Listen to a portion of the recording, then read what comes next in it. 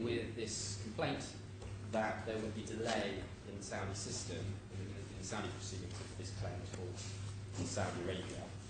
And I made the concession that delay can be a factor, but it has to be excessive, and you have to have cogent evidence of it. So, as to the evidence, what have we got in this case? And what I say is probably the best evidence of the speed of the Saudi system comes from a report which was compiled by the World Bank, and it's referred to by Dr. Hertog in his expert evidence. Now, I'll show just a few extracts from that report. You'll find it in bundle C4, tab 22, 2599. We don't have the whole report.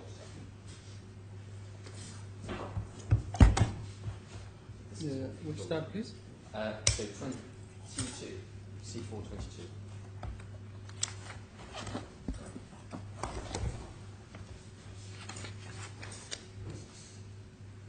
So the focus of this whole report is to try to work out how long it takes to enforce a contract in the various countries that are looked at. And so this page here, or page 2598, 65 at the top right, this is the relevant page for Saudi Arabia. And if we look at 2599, enforcing contracts, where does the economy stand today?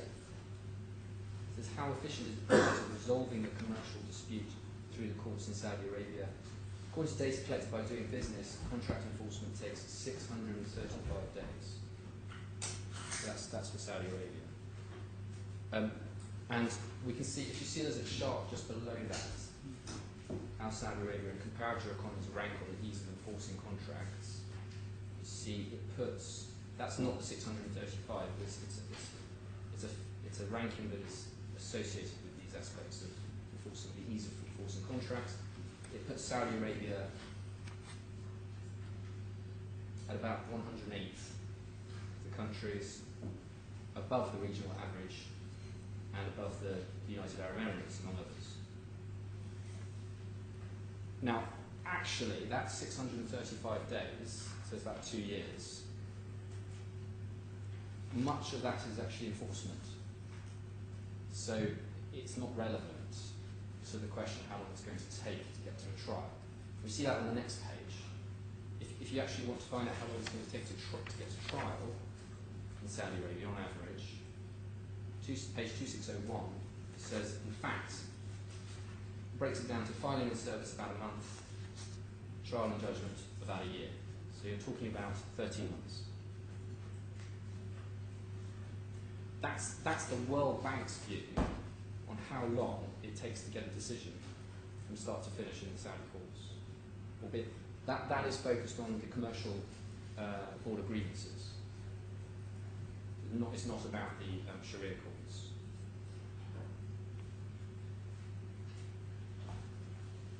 And if we compare that to other countries in the region, at page 2606, you see the UAE. That's based on experience in the Dubai Commercial Court. If you just look at filing and service and trial and judgment, that's 380 days, so it's a bit longer. Jordan, which is 2 pages on page 2808, a bit longer still. Talking about 462 plus 37, whatever that is, about 500 days. Lebanon, 2610, 556 days, 15. And Bahrain is on 2612, 575 days. It's only really when you get to Egypt that you start to see where you might find a delay which might be said to be excessive. We're a long way from that, and even that, frankly, well, Egypt's on 2614, you're talking about 2 years, probably, roughly, to get to judgment.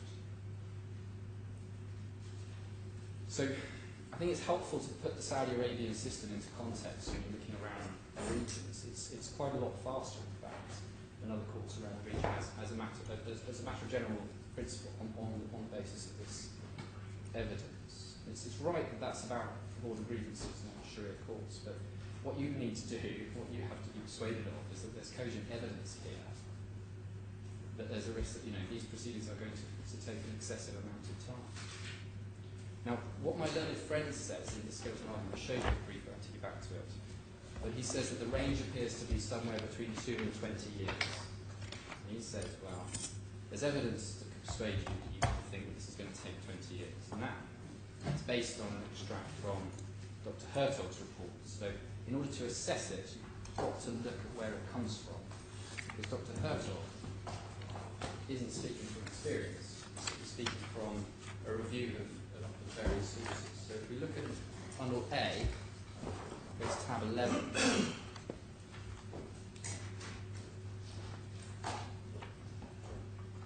And page 87.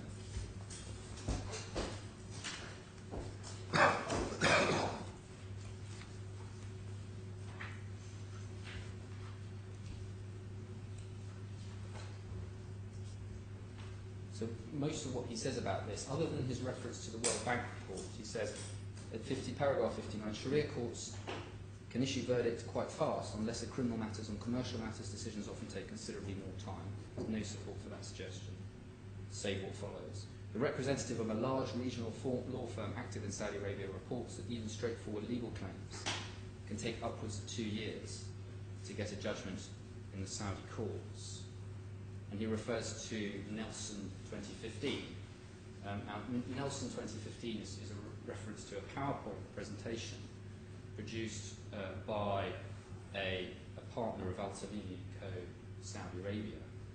And the relevant statement that's contained there is followed on the very next page by a statement which is largely in defence of the Saudi legal system. I won't take you to it, that's dealt with in my skeleton, I'll labour this.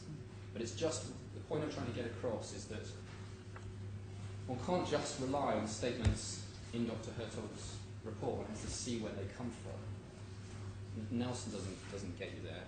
And then the next sentence is a well-known former Saudi judge and reformist intellectual, Abdul Aziz Al-Qasim, has complained to the international press that cases can take 7 or 9 years to adjudicate, and some check-forward cases are with the courts for 20 years. And that looks to be referable to a Financial Times article. Dr. Hertog has been asked to produce his sources. He's obviously had some difficulty in doing that, and we've not been able to get hold of that. So the actual underpinning for that assertion isn't available to the court. And in any event, it appears to be the very definition of an anecdotal, generalised statement. There's no cogent evidence here that there genuinely is any sort of risk. Anecdotes aren't enough. Now, all courts have cases that can take a long time. You see that this court is afflicted with some cases. Your Excellencies heard hearings related to, I mean, the case of Talim, for example, which I've been involved in. It's been going since May 2010. Al-Karafi, the Court of Appeal, just issued permission to appeal, and that case has been going since before even 2010. So those are cases where they haven't even come to an end yet. They've been going for 5 years plus in relation to Al-Karafi. No one would say, well, look at those cases. Well, the result of that is that the IFC court is not an appropriate forum. There are many, many reasons why cases can take a long time. One particular case it is identified in the expert report, but it's a well-known case about problems in relation to the supervision and non-supervision of arbitration. Arbitration is potentially, has been a significant problem in Saudi Arabia. The problems related to that are well known. The enforcement of arbitration laws in Saudi Arabia, those problems are well known. One can't say, well, there was a case once that took 20 years, even if that's correct, or there's a case that took 7 or 9 years, which is the arbitration case I'm referring to. And on the basis of that, well, Saudi Arabian courts are likely just to take huge amounts of time to decide anything. That is not the conclusion drawn, at least by the World Bank. We've actually actually done some research into it rather than just talk to an ex-judge. So, I mean, my learned friend says, well, if it hadn't been for that application, we would have got a trial here in March next year. My submission, that's not, frankly, realistic if one looks at what would have to happen between now and then, even if there was no application of this sort. We were talking about having experts on Sharia law on both sides, dealing with potentially complex issues of Saudi law. So I think that, and the other point is, of course, that one has to look at it from now, because the question is whether it should be stayed now. And so my other friend's position is, well, it's going to take a lot longer in Saudi Arabia, so much longer that you have to take account of it. It's going to be excessive. And then one looks from now forwards to decide whether that's the case. And on the basis of the evidence that we've seen, the Saudi courts aren't going to have to see any evidence of Saudi law. They know Saudi law, they're aware of it. And on the basis of the evidence we've seen, at least in the grievances, it would take about a year to get to trial, which frankly is probably faster than we expect a judgment in this court.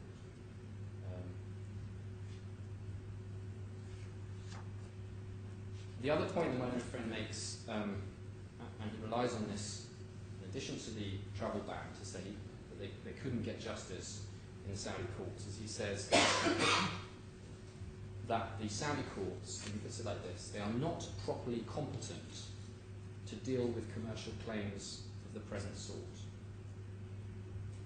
And just pause there to consider how serious a judgment of this court would be if it came to that conclusion. The Saudi courts are not competent to decide on issues of this sort. The substance of the subject matter of these proceedings is going to be an examination of the running and the financial reporting of a Saudi company. And yet my learned friend says, well, this court can decide that the Saudi courts are competent to decide on those issues. So yeah, that's an extreme submission. I don't say it's impossible for a court to find that another court is incompetent, but you do need cogent evidence. And I am personally not aware of any reported decision, at least, in which this, or any decision, in fact, in which this has been the basis for refusing a stay.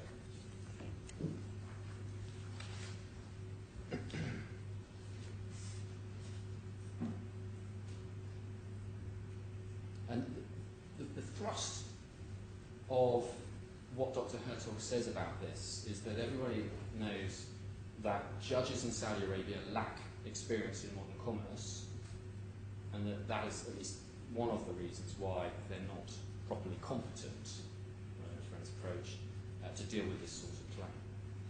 And that is one of the factors which is generally understood to be irrelevant to the exercise of this sort of discretion. The experience, sorry, not the competence, but the experience of the foreign judges. Just make that good with one, hopefully final authority before I leave. The Defendant's Authorities Bundle, Volume 1, tab 23. Sorry, volume, it must be Volume 2, apologies.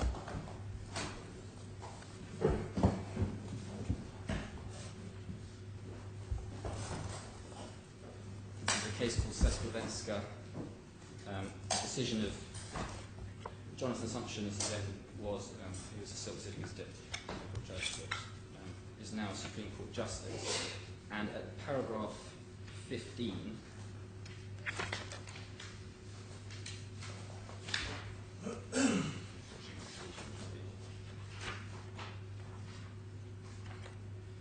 it addresses this sort of argument. It's bottom of page 9.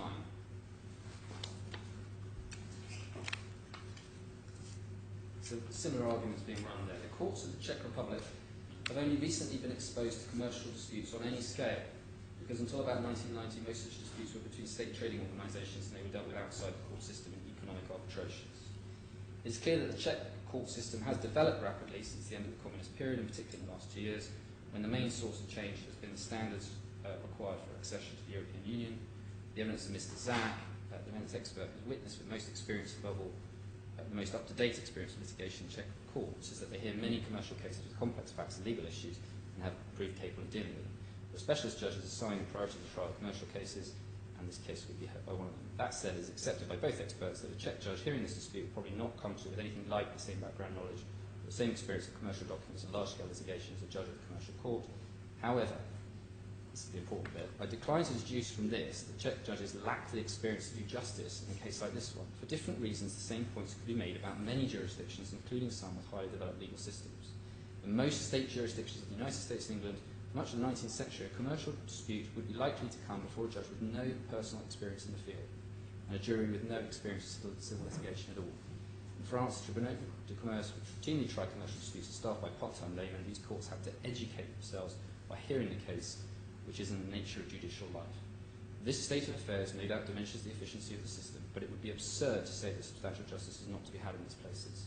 Specialist courts such as the commercial court are rare in the world of litigation, but even in the commercial court, judges have to deal from time to time with complex and wholly unfamiliar fields of business.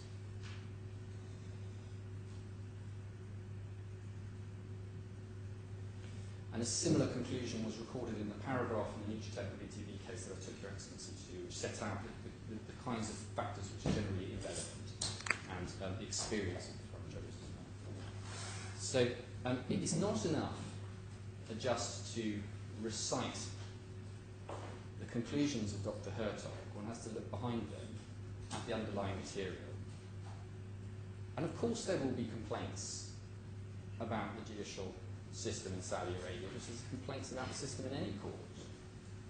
But the quoted decision that there is a widespread view among foreign lawyers and experienced business people that the Saudi judicial system is best avoided just isn't supported by the underlying material.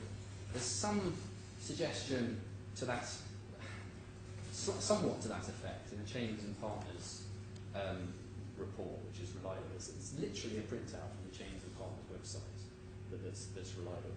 And there's other material which is relied on by Dr. Hertog, which he doesn't make any mention of, which is generally supportive of the Saudi system. So the upshot of all of this is this, that I said this is a dispute which plainly belongs in Saudi Arabia. It's got everything to do with Saudi Arabia, really nothing to do with the IFC, apart from the fact that the defendant was registered here. The courts of Saudi Arabia clearly would take jurisdiction. It's unrealistic to suggest that they would. Complaints that the claimants can't visit Saudi Arabia can't be taken into account, and even if they could be taken into account, they don't affect the claimant's ability to litigate. There's no cogent evidence of excessive delay in the Saudi system. If anything, it moves faster there. And there's one or two anecdotes. Just can't condemn the whole system. And allegations that the Saudi judiciary are incompetent really are extreme submissions to make, and they're just totally unsupported. And so they should be dismissed. So on that basis, I say that the natural forum for the claim it's got to be Saudi Arabia, and that conclusion isn't displaced by anything. It's asserted by well, unless you have, my Excellency, unless you have any questions on a particular issue, those are my submissions. Thank you, Mr. Thank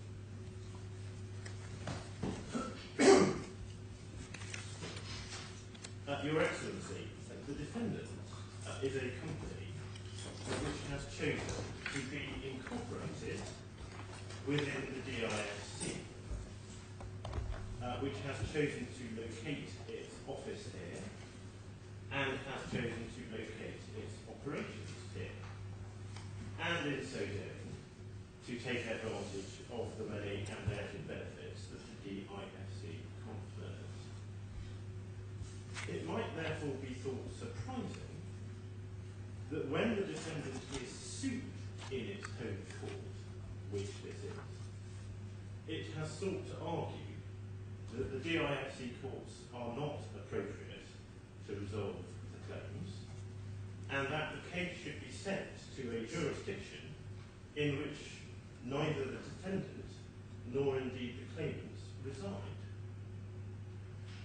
It might be thought similarly surprising that the defendant has sought to advance that argument in circumstances where the defendant is unable to point to any tangible benefit to any party which would arise were the claim to be litigated in Saudi Arabia, including, one might add, any tangible benefit to the defendant itself.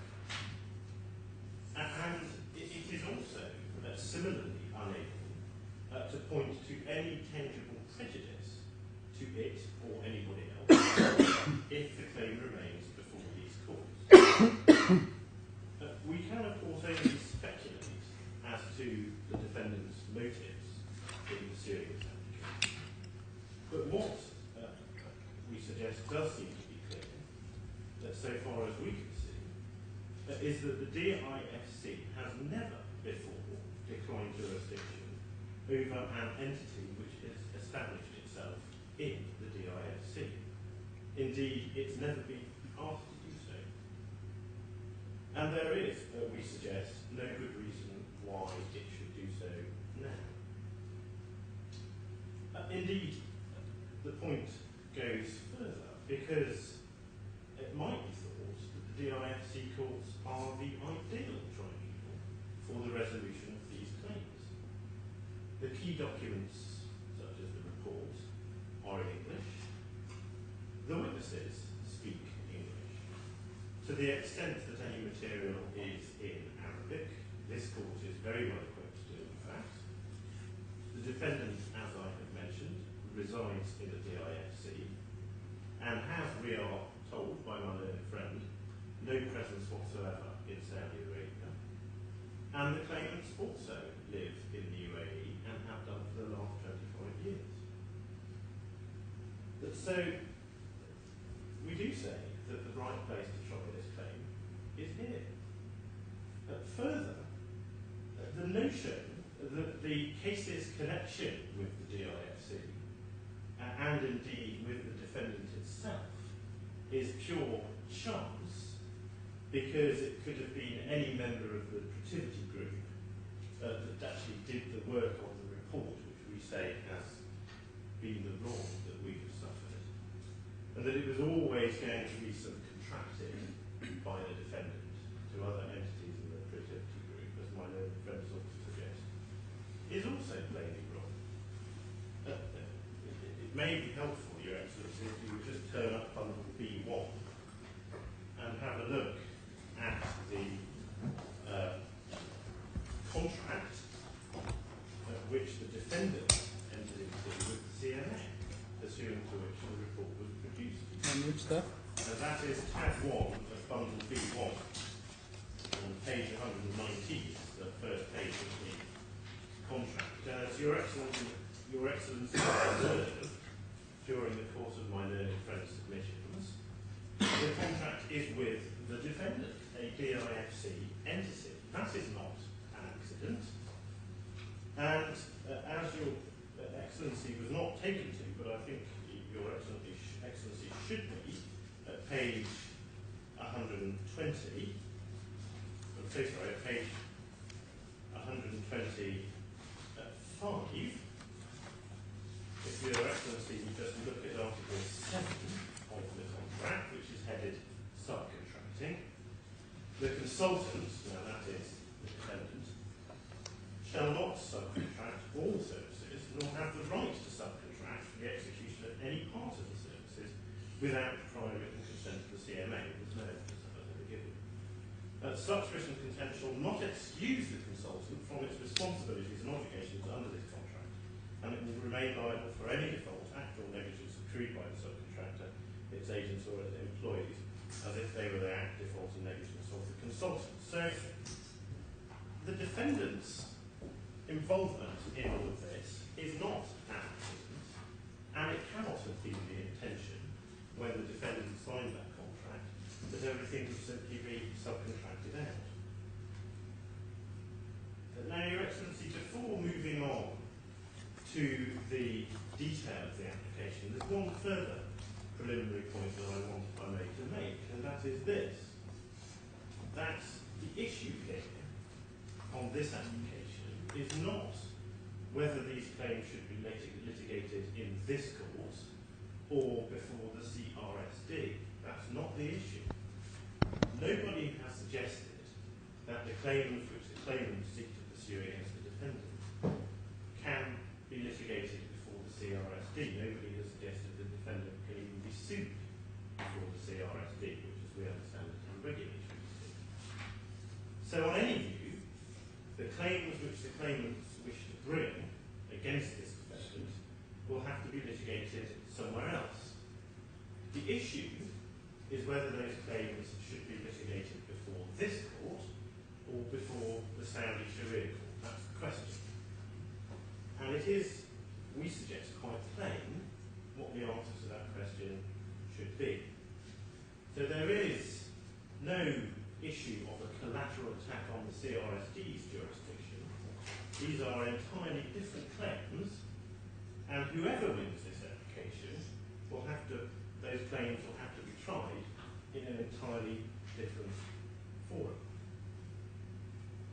Now, the defendant has mounted this application on two distinct bases. Now, first, it seeks to dispose of the action on the basis that the substantive merits of the claims are insufficiently strong.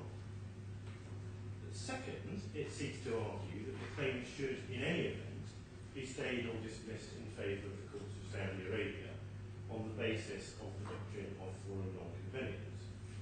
And I propose, Your Excellency, to deal with each of those parts of the application in turn.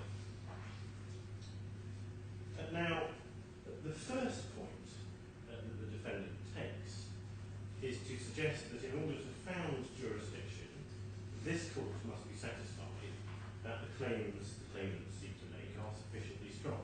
That's the first starting point of the defendant's application. And it goes on to assert that this court cannot be so satisfied in this case. Our answer is that there is no such merit threshold in order to found jurisdiction before this court. The jurisdiction of this court is governed purely by Article 5A of the Judicial Authority Law, and there is nothing in that article which says anything about the merits of the claims.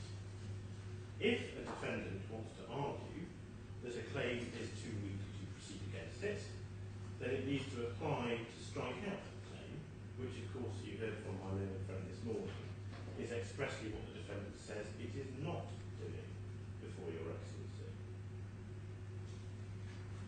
Now, as we understand it, there are three steps in the defendant's argument in support of this part of its case. First, it is asserted that in order to satisfy the court that it has jurisdiction, a merit threshold must be reached. Then it is asserted that although the parties accept that Saudi law applies, this court must assume that that law is the same as English law.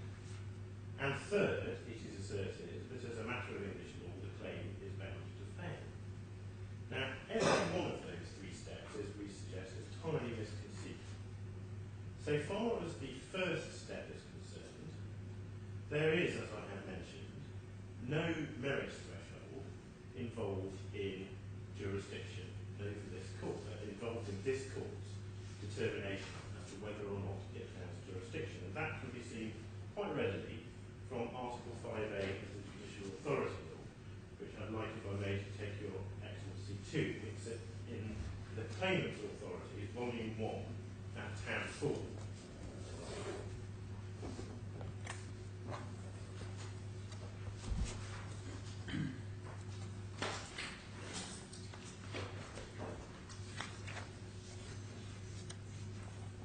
I'm afraid it's not paginated, but it's 3 pages in.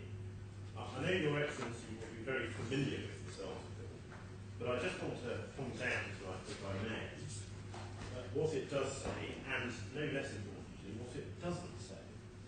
The article sets out, as Your Excellency sees, that the Court of First Instance, as the DIFC, shall have exclusive jurisdiction to hear and determine the cases set out in subparagraph A to E.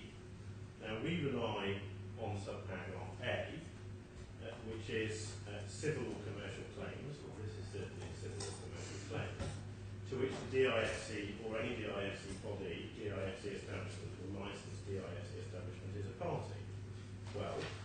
there is no dispute that the defendant falls within the definition in this law of DIFC establishment, and Your Excellency will see that definition in the immediately preceding page. It is an enterprise established, it falls within every aspect of that definition. It's established here, it's licensed here, it's registered here, and it's authorised to carry on its business here. It is a DIFC incorporated company. Now, Your Excellency, that, we say, is really the beginning and the end of the jurisdiction issue, because it falls, the claims plainly fall within Article 5A(1)(a) of the law.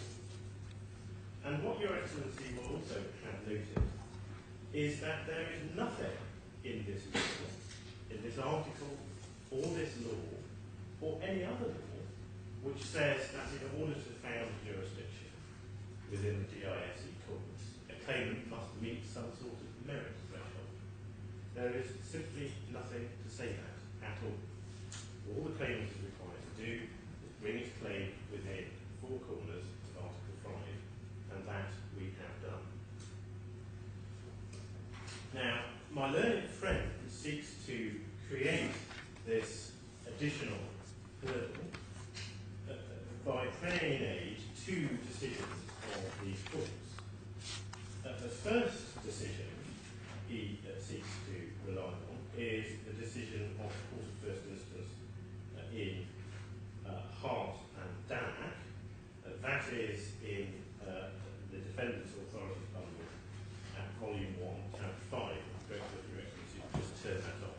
That's Defendant's Bundle, Volume 1, Tab 5.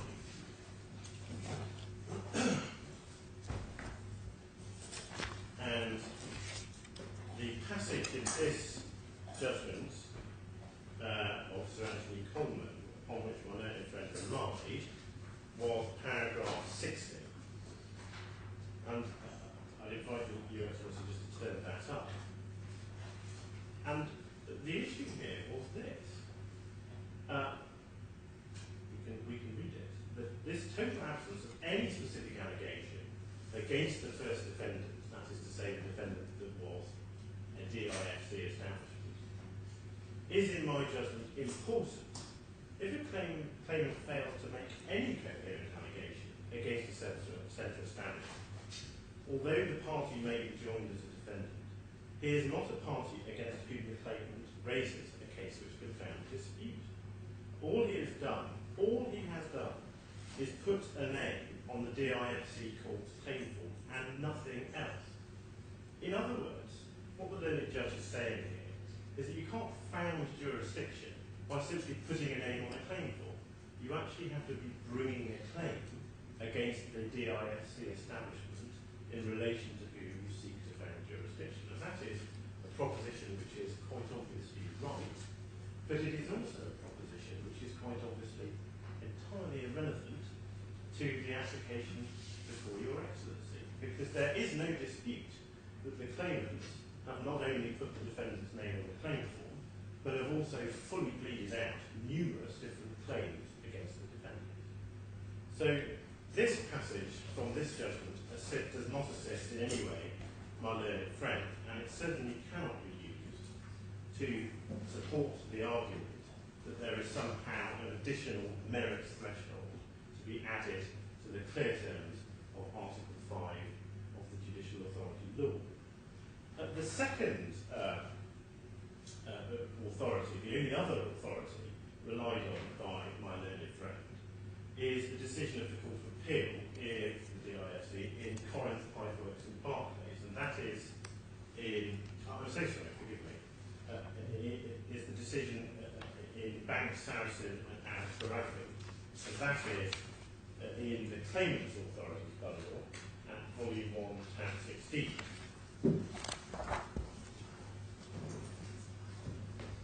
I believe, I think what may be in the bundle is incorrect. It is the incorrect version of the judgment. May I just hand up? Forgive me. May I just ask that to be inserted in Volume 1? Not in your bundle, authority bundle? I think the wrong case was inserted in, so we need to replace that. But that should go in, please, Volume 1 of our authorities bundle Tab 16. No? Tab 16. Though I think your Excellency must have this because Mohammad Bin took you to it.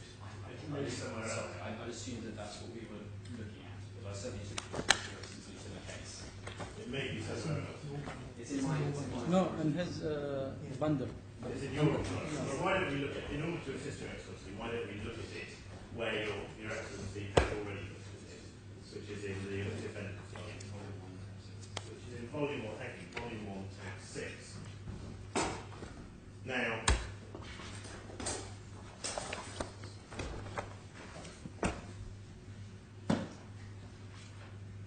the passage that my learned friend relied on was paragraphs 70 to 74, 70 to 75. I did propose to take your Excellency through those again. But what your Excellency was not shown was the argument which these paragraphs addressed. Because the argument was not have the claimants met a merits threshold. The argument was, can they show to a sufficiently high standard that the claim falls within the relevant jurisdictional gateway set out in Article 5 of the Judicial Authority Law. And one sees that, firstly by looking at the heading, which is at the top of the section to which your Excellency was taken by my learned friend, which is on page 24. So this is all about Article 5A(1)(c). And then looking at the judgment summary of the submissions by the defendant who was challenging jurisdiction in relation to that article, which is at page 18, paragraph 46. And what the defendant submitted as to Article 5A(1)(c), which your Excellency has seen is the article that is being discussed later on, is that the claims for negligence and or misrepresentation against Saracen were based on the vicarious liability of the latter for the conduct of Saracen Dubai and its employees, arising from the alleged position of Saracen Dubai and Messrs. Nair and Wallier as agents for Saracen Switzerland. However, this type of claim was not covered by the words of the claim form. Well, that's really the point that was taken by Sir Anthony Coleman in the case of the showed your Excellency. And further, the whole of the legal relationship was regulated by the jurisdiction clause, which provided for the application of Swiss law, even where the relationship was non-contractual or the claim was put in tort. Consequently, there was no effectively pleaded claim at all for the re-amended particulars of claim based on the relevant legal cause of action of tort on various articles. The next page.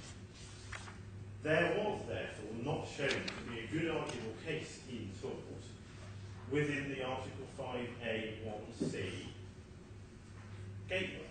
In other words, what was being said is that they couldn't show a good arguable case that the claims fell within the gateway. Now that is likely to be of relevance where the gateway is one of the gateway that depends, as it were, on the facts. But where the gateway is, the first of the gateways in Article 5A, namely, is the defendant a DIFC establishment or not, it's going to be very straightforward. You just work out whether it's registered here or incorporated here, etc., etc.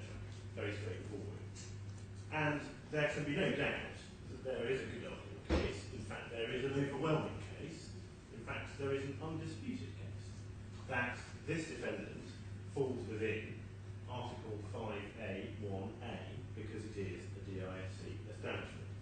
That is all that needs to be shown.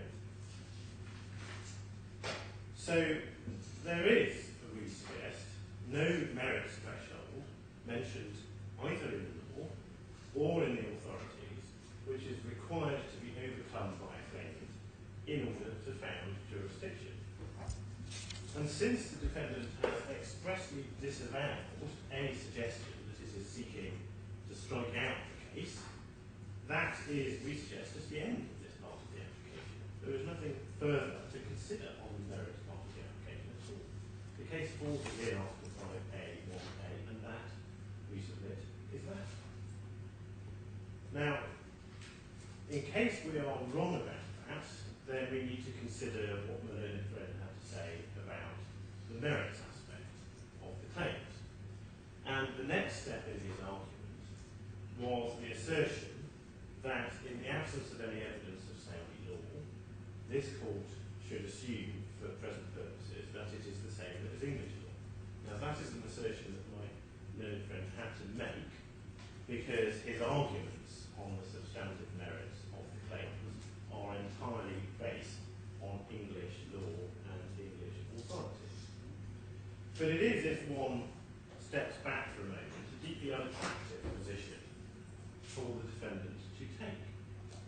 On the one hand, when it comes to the question of forum non-conveniens, the defendant says that this court should assume that Saudi law is completely and significantly different to English law and DIFC law. But when it actually asks this court to look at the merits, the defendant says that the court must assume that Saudi law is exactly the same. That is, we suggest, a quite obviously unsatisfactory way to proceed. And it is, we also suggest, entirely wrong. There is no principle that this court is required at this stage of proceedings to assume that foreign law is the same as English law, and that if there is any doubt as to whether a case works under a foreign system of law, then rather than summarily dismissing it, the case should be allowed to proceed to trial. That is apparent from the decision of the English Court of Appeal in a case called National Shipping Corporation against Aaron. And that is in your Excellency's bundles with claimants bundle, volume 2.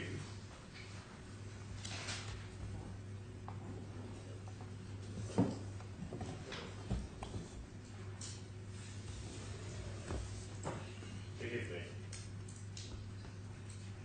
I'm so sorry, volume 3, which is a slim edition of volume. It's in the claimants volume 3. Which this morning you submitted? Yeah, the thin volume. At tab 34.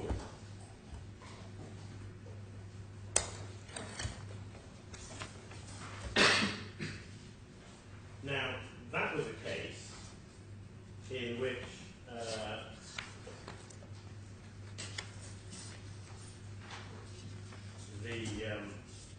there was a dispute as to what system of law was applicable, and in which one of the parties sought, in fact the defendant, sought summary judgment, in which the plaintiff sought summary judgment on the claim, in other words, a summary disposal of the claim. And the defendant says, no, you can't have summary judgment because the governing law of the claim is different to English law, and there is no evidence as to what the governing law of the claim is. And the court set out the principles to be applied in those circumstances in its judgment. And the first place to look is page 364, if your Excellency would just turn that up. And really about a third of the way from the bottom on the left-hand column, what Mr. Justice, Lord Justice Davis said was this: with regard to Pakistani law, Mr. Thomas says that we must presume if Pakistani law applies, the agreement having been made in corruption, that Pakistani law will be the same as our law, or that's mirror of the submission that the friend made, and that this is not a limited liability company, and that as this is not a limited liability company, the defendant will be personally liable upon that is to say the contract that was the subject of the claim. I'm bound to say that I do not think the evidence is in a very satisfactory state. And then he goes on to deal with the evidence. And at the bottom of the right-hand corner, he says, the evidence about the law, as I have said, is not very satisfactory. And again, he goes on about the unsatisfactory nature of the evidence. And then he says at the bottom of page 365, I think it is equally difficult, if not for the court to try questions as to what is the law of Saudi Arabia, what is the law on affidavit. It seems to me there is clearly a tribal issue in this case, and I would accordingly allow the appeal and give unconditional leave to defend. And what Lord Justice Buckley says at page 366 on the left-hand column, bottom of the left-hand column, the plaintiffs here are seeking to obtain summary judgment for trial on the basis that there is no defence of the actions. The submissions which have been put forward on behalf of the plaintiff depend upon the presumption, which is one undoubtedly recognised by our law, the law of a foreign company is the same as English law, the law of a foreign country is the same as English law, except where evidence is adduced to show that it is different. Now that is the submission that my learned friend made to your Excellency this morning. But it does not seem to me that it would be satisfactory that the plaintiff should obtain summary judgment in a case in which foreign law is clearly involved upon the basis of that presumption. In other words, where a case is thought to be summarily disposed of, and there is a dispute both as to whether foreign law applies and as to the content of that foreign law, the person seeking summary disposal of the case is not allowed to come along to court and simply say, we have to presume the foreign law is the same as English law and keep the case out. And that is, of course, precisely what my learned friends have sought to suggest should be the approach adopted here. Now, the final point to make about this aspect of my learned friends' submissions is that it is in any event clear, whatever the position might be under English law, that the position under Saudi law is that the claims work. Indeed, it's difficult to resist the conclusion that that is what the defendant's own expert has said in his letter, which was produced for us yesterday. And Your Excellency has that letter in bundle D, in bundle A, which has been inserted behind the very back of F12. Bundle A or D? A, I do apologize, bundle A.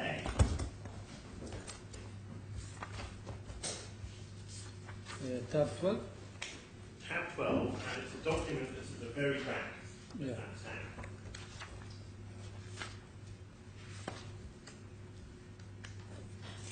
The letter headed from the Law Office of Dr. Muhairi Al-Sawaf, it's dated yesterday's date, November 16, 2015. His Excellency have it. Yeah, it's before me. And what he says is this: I'm writing to confirm that the General Court of the Kingdom of Saudi Arabia would accept the claims of the first claims and second amendment claims against defendant. The outcome is dependent on the evidence submitted by the claimants and the defences.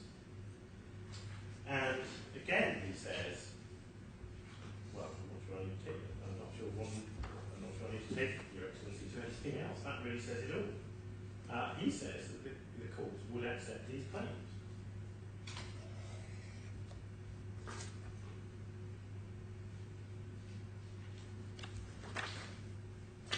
Now, the further point that can be made that the defendant has now had not one but two goes at putting expert evidence from the Saudi lawyer before this court, both in the first expert report of Dr. Al-Sawaf and also, belatedly, in his letter of yesterday.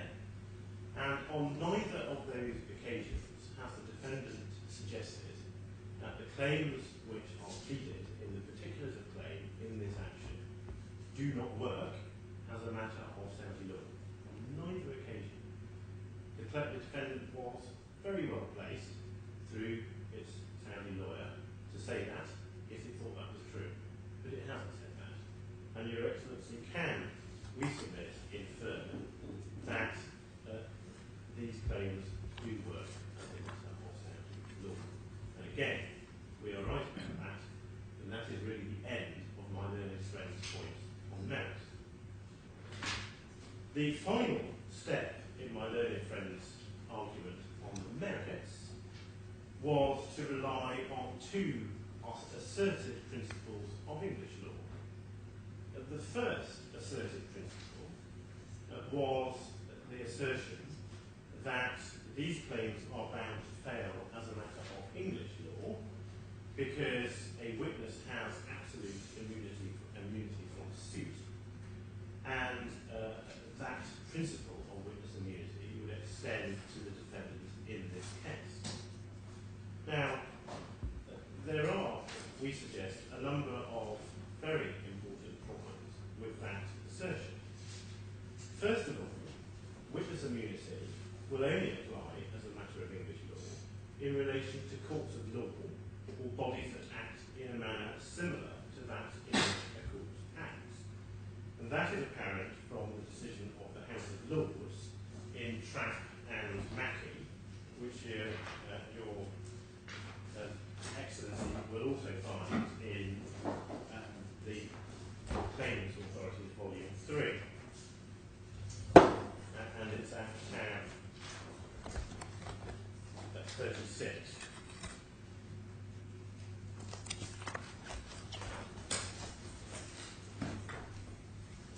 I don't need to take Your Excellency into any great detail on this case. I just need to point out what was said by Lord Fraser at page 385.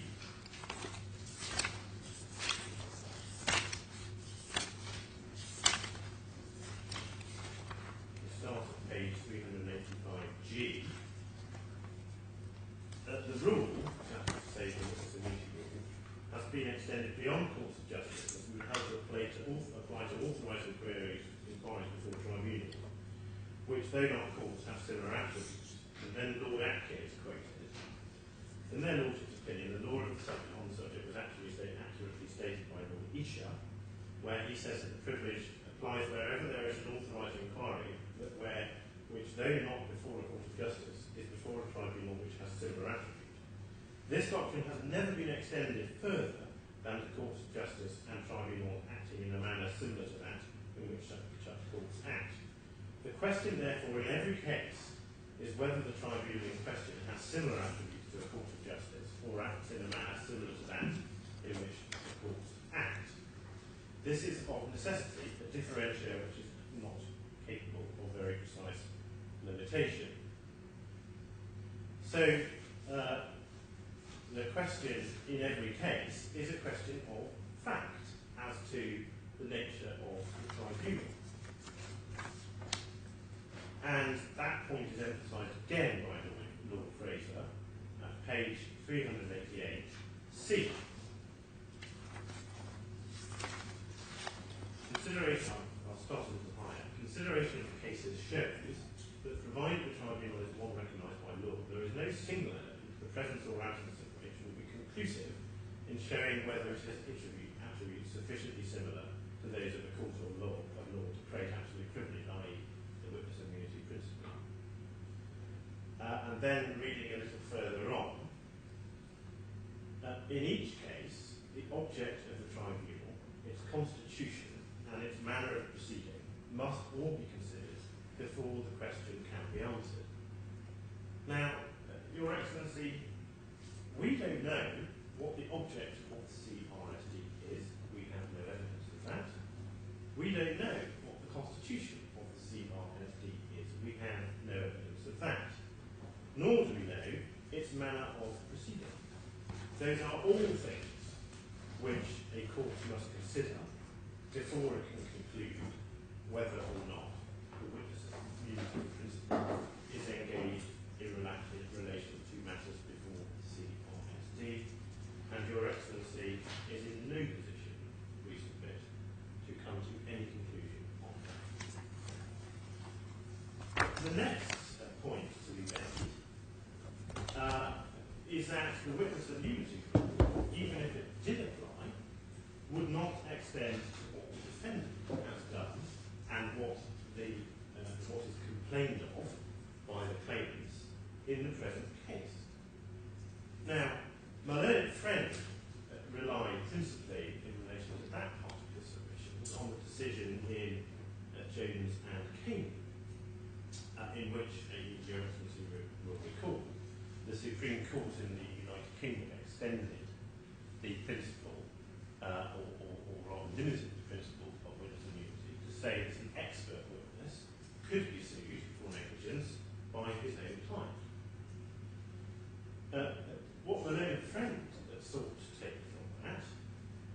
is that although an expert witness can be sued by his own client, an expert witness cannot be sued by anybody else. And in particular, an expert witness cannot be sued by the other side, as it were, in the case. But Your Excellency, there are 2 points to be made about all of that. The first is that the defendant is not an expert witness at all. The defendant has not given any expert evidence, so far as we can see, before the CRSD. The Protiviti report is not, and does not purport to be, an expert report. And so it's difficult to see how the principle which my learned friend invokes can apply at all in relation to the compilation of the Protiviti report. Indeed, one can go a stage further and say the defendant isn't even a witness of any description at all. There is no suggestion that the defendant has played any role as a witness in any proceedings anywhere in relation to the matters of which the claimant made complaint. But you cannot consider the CMA engagement as a procedure? Well, Your Excellency, that brings me on to the second of my learned friend's points, which is to say, well, even if you can't look at the defendant as a witness or an expert witness, you have to look at the defendant as an investigator. That was the alternative point. Now that, of course, is a far more realistic point in circumstances where the defendant has not appeared as a witness and has not purported to appear as a witness. The problem with that, and you've already named, of course, as Your Excellency will recall, the case of Taylor against the SFO. But the problem with that, as I surmise Your Excellency's question is driving at, is that, of course, Protiviti wasn't the investigator. The investigator, if anybody was the CMA. And Protiviti was not, emphatically not, a part of the CMA, and it was emphatically not acting as agent or representative of the CMA. And I can make that submission good, again, by reference to the contract to which Your Excellency has just referred. If Your Excellency just take it up again, bundle B1, tab 1, and again, this is again the engagement contract, where, as you've seen, the defendant was engaged not as an expert, but as a consultant. And if Your Excellency would just turn up to page 130 and draw Your Excellency's attention to Article 18 of the contract, which says, it is agreed and understood by both parties that each of them is an independent party. When I say both parties, that of course means both parties to the contract. That is to say, the CMA on the one hand and the defendant on the other hand. It is agreed and understood by both parties that each of them is an independent party and does not act as an agent, representative, distributor or partner of the other party. Neither party shall directly or indirectly introduce itself as a representative of the other party or act in any manner that may assume or create commitments or obligations on the other party without prior written consent of the other party. So it's made expressly clear in the engagement contract that the defendant is not acting as CMA's agent. It is not the investigator. It is a consultant. And in those circumstances, we do submit there is simply no basis to say that the witness immunity principle, even if it applies notionally, can be said in any way to apply to what the defendant did in the present case. But if there is any doubt at all about that, then the answer is to find out what the facts were, to allow the matter to proceed to trial. And that, and the suggestion that that is the correct approach is apparent from the decision of the English Court of Appeal in a case called Smart and the Forensic Science Service, which is in Your Excellency's bundle of payments, volume 3.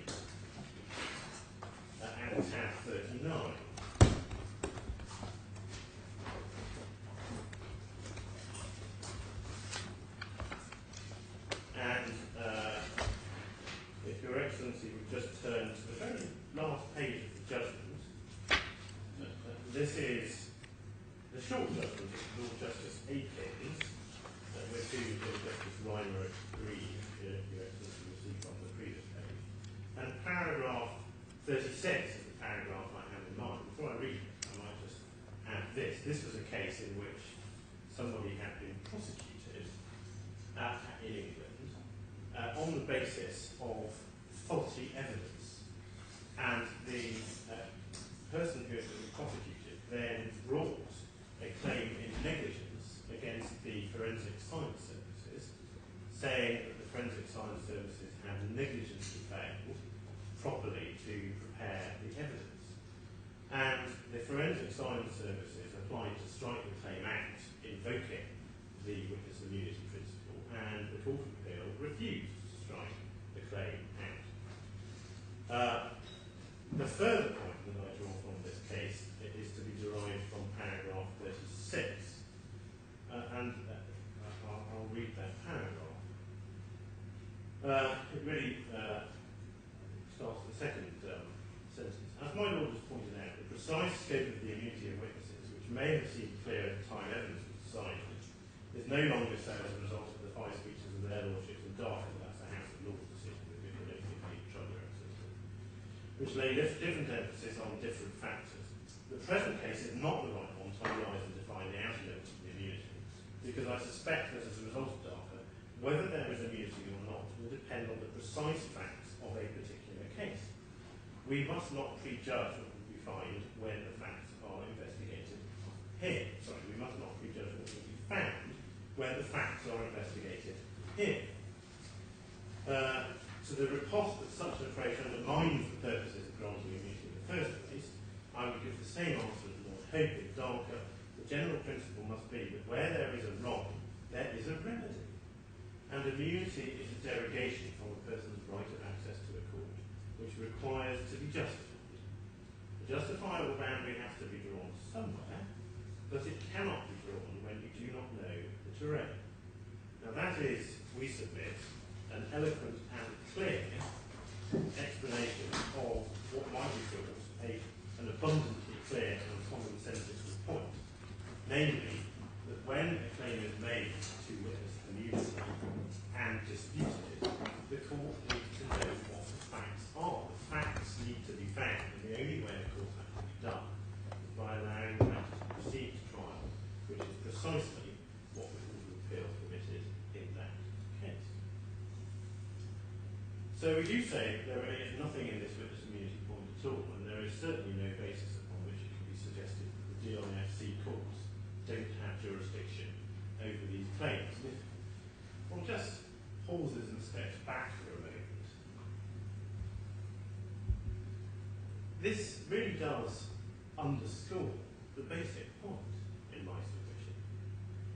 It has taken my learned friend and me a very great deal of time to debate the content and nature of the witness immunity principle in English law, in order to address the submission that these claims are not sufficiently arguable to be founded to found jurisdiction in this court.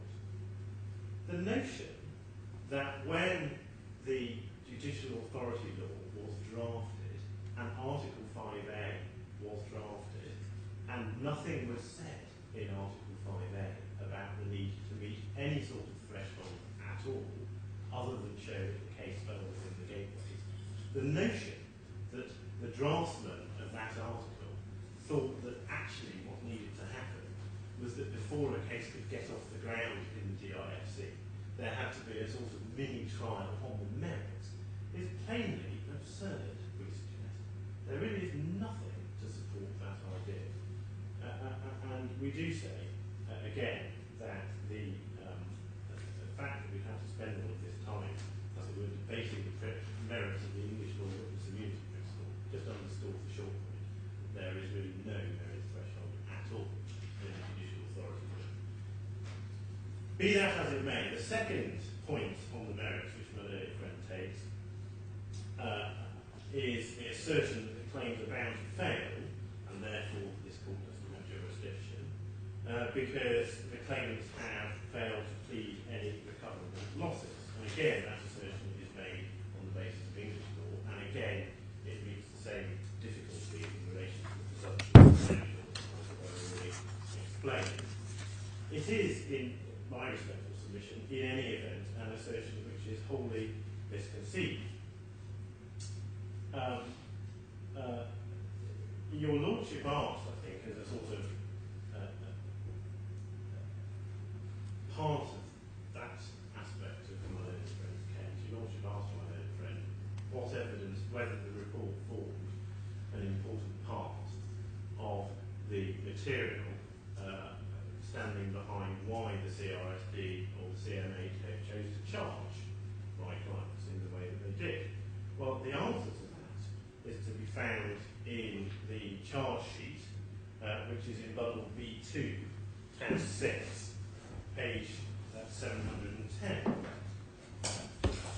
And the answer to that we submit is absolutely emphatically clear from the contents of the document itself, which is riddled with references to the report. I'll take Your Excellency just a few of them. The first is at page 714. This is the first violation, and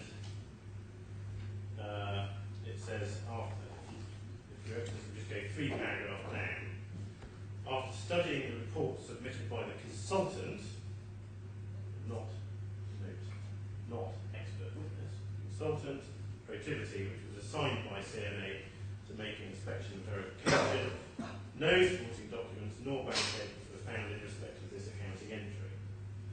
And then violation evidence is the prospectus of the company, and the company did not provide the supporting documents or the bank statements which show the nature of this contribution. Now, as it happens, my client's case is that the report was just plain wrong about that, and that those documents were in fact produced. So that's an absolutely classic example of a negligent act. That's not the case. Or that they weren't even asked for. Yeah, that's your case. Yes, okay, well, that will do.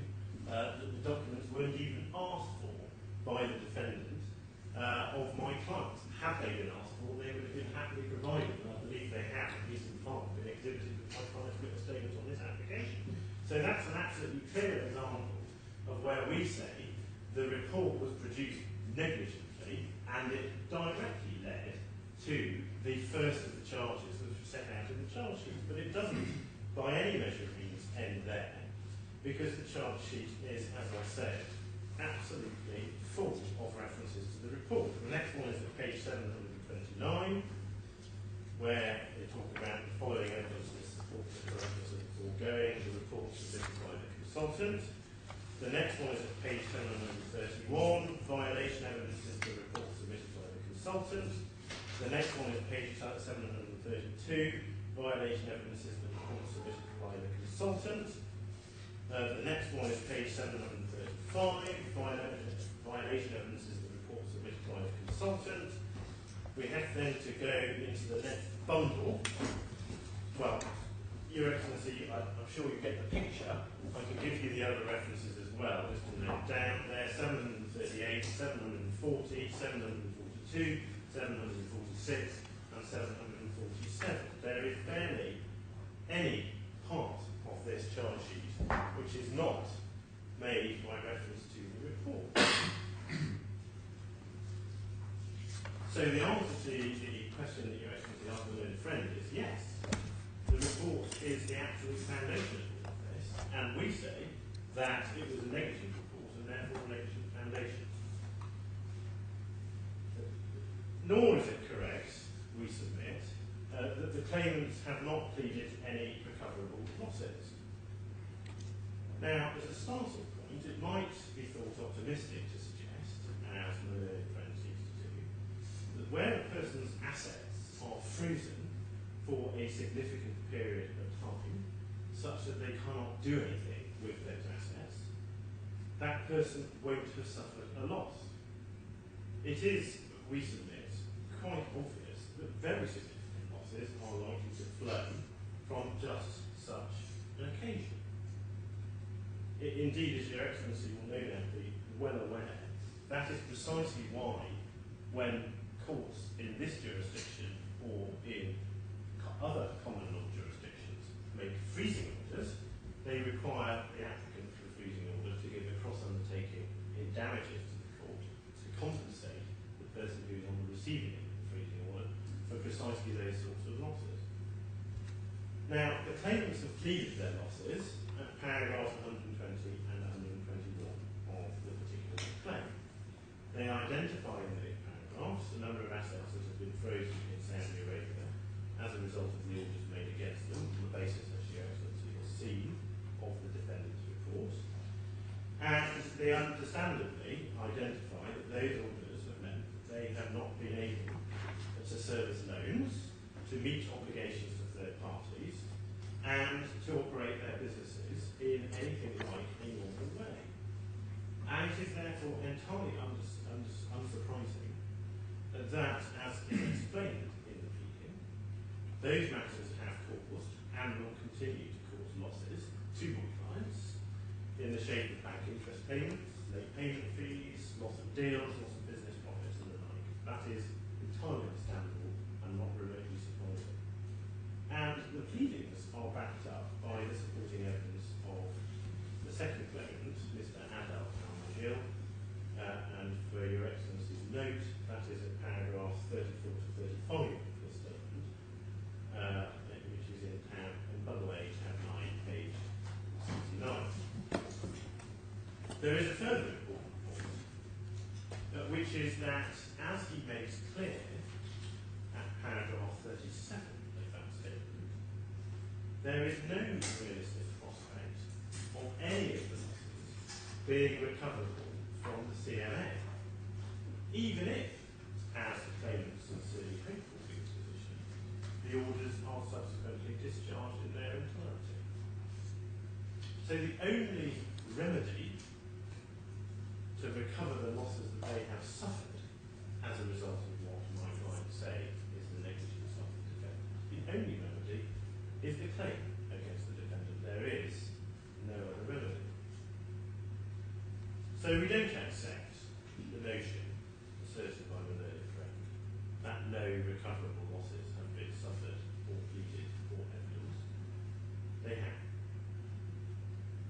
The upshot of all of this, we submit, is that each of the steps in this part of the defendant's argument, that the court has no jurisdiction or should decline jurisdiction because there is an insufficiently arguable claim, each of those steps are failed. The first assertion, that there is some sort of arguability threshold in order to found jurisdiction, is plainly wrong, because there is nothing to that effect in Article 5 of the Judicial Authority Law, and nothing to that effect in cases. The second assertion, that this court must presume that Saudi law applies in the same way as English law, is wrong, because there is, at this stage, no such presumption, and in any event, their own expert seems to opine that the claims all work as a matter of Saudi law. The third assertion, that as a matter of English law, the claims are bound to fail, is wrong as regards the witness immunity principle, because we have no idea whether the witness immunity principle can ever apply in relation to anything before the CRSD. In any event, it is quite plain that the defendant is not and was not a witness, and it is also equally plain that they were an expert witness, and it is similarly plain that they were not the investigator. In fact, the contents of the contract which they entered into with the CFI made very clear that they could not be the investigator, they were just a third-party consultant. And if there is any doubt about any of that, well, the matter must get to trial in any event, so the factual background can be identified and determined. And as regards the suggestion that as a matter of English law, the claimants have failed to plead any recoverable loss, well, that is, we suggest, similarly wrong, for the simple reason that the loss is plainly pleaded out and plainly recoverable. So it is, we suggest, quite plain that this court has jurisdiction over the case, and that, putting to one side or subject to the forum non-convenience argument, to which I will turn in a moment, the matter should go to trial. So, Your Excellency, it is to the forum arguments that are now turned. Now, so far as the forum non-convenience part of the application is concerned, three questions arise for consideration. The first question is whether, by mounting a substantive challenge on the merits of the claims, the defendant has in fact submitted to the jurisdiction of this court, such that it is no longer open to the defendant to argue that those merits should be adjudicated upon elsewhere. The second question is whether the DIFC courts recognise the doctrine of forum non-convenience at all, where the relevant defendant is, as here, resident and domiciled within the DIFC itself. The third and final question is whether, assuming that the defendant can overcome those two hurdles, the relevant factors compel the conclusion that the DIFC court should decline this case in favour of the courts of Saudi Arabia. Now, so far as the first issue, the submission to the jurisdiction issue, is concerned,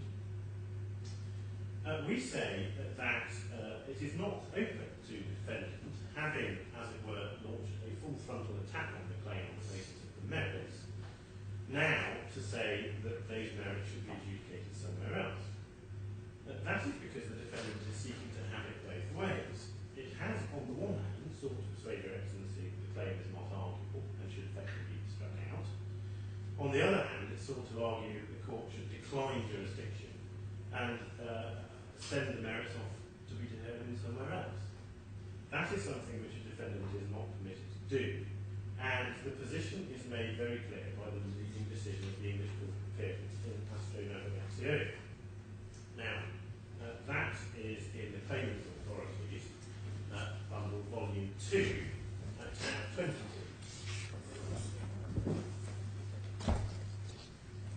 Tab 22? Tab 22.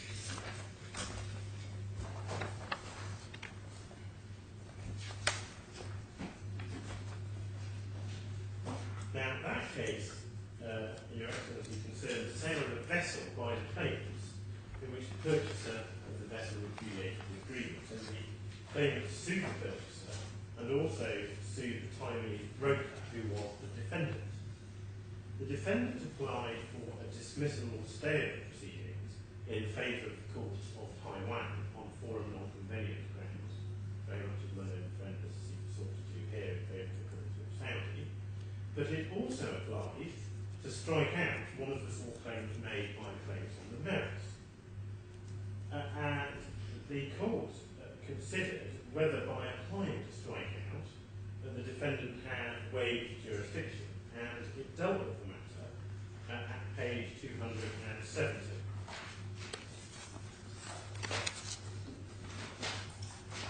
Now, this is the judgment of the court, which was delivered by Lord Justice Goff, as he then was, shortly to become Lord Goff of Spiliana fame.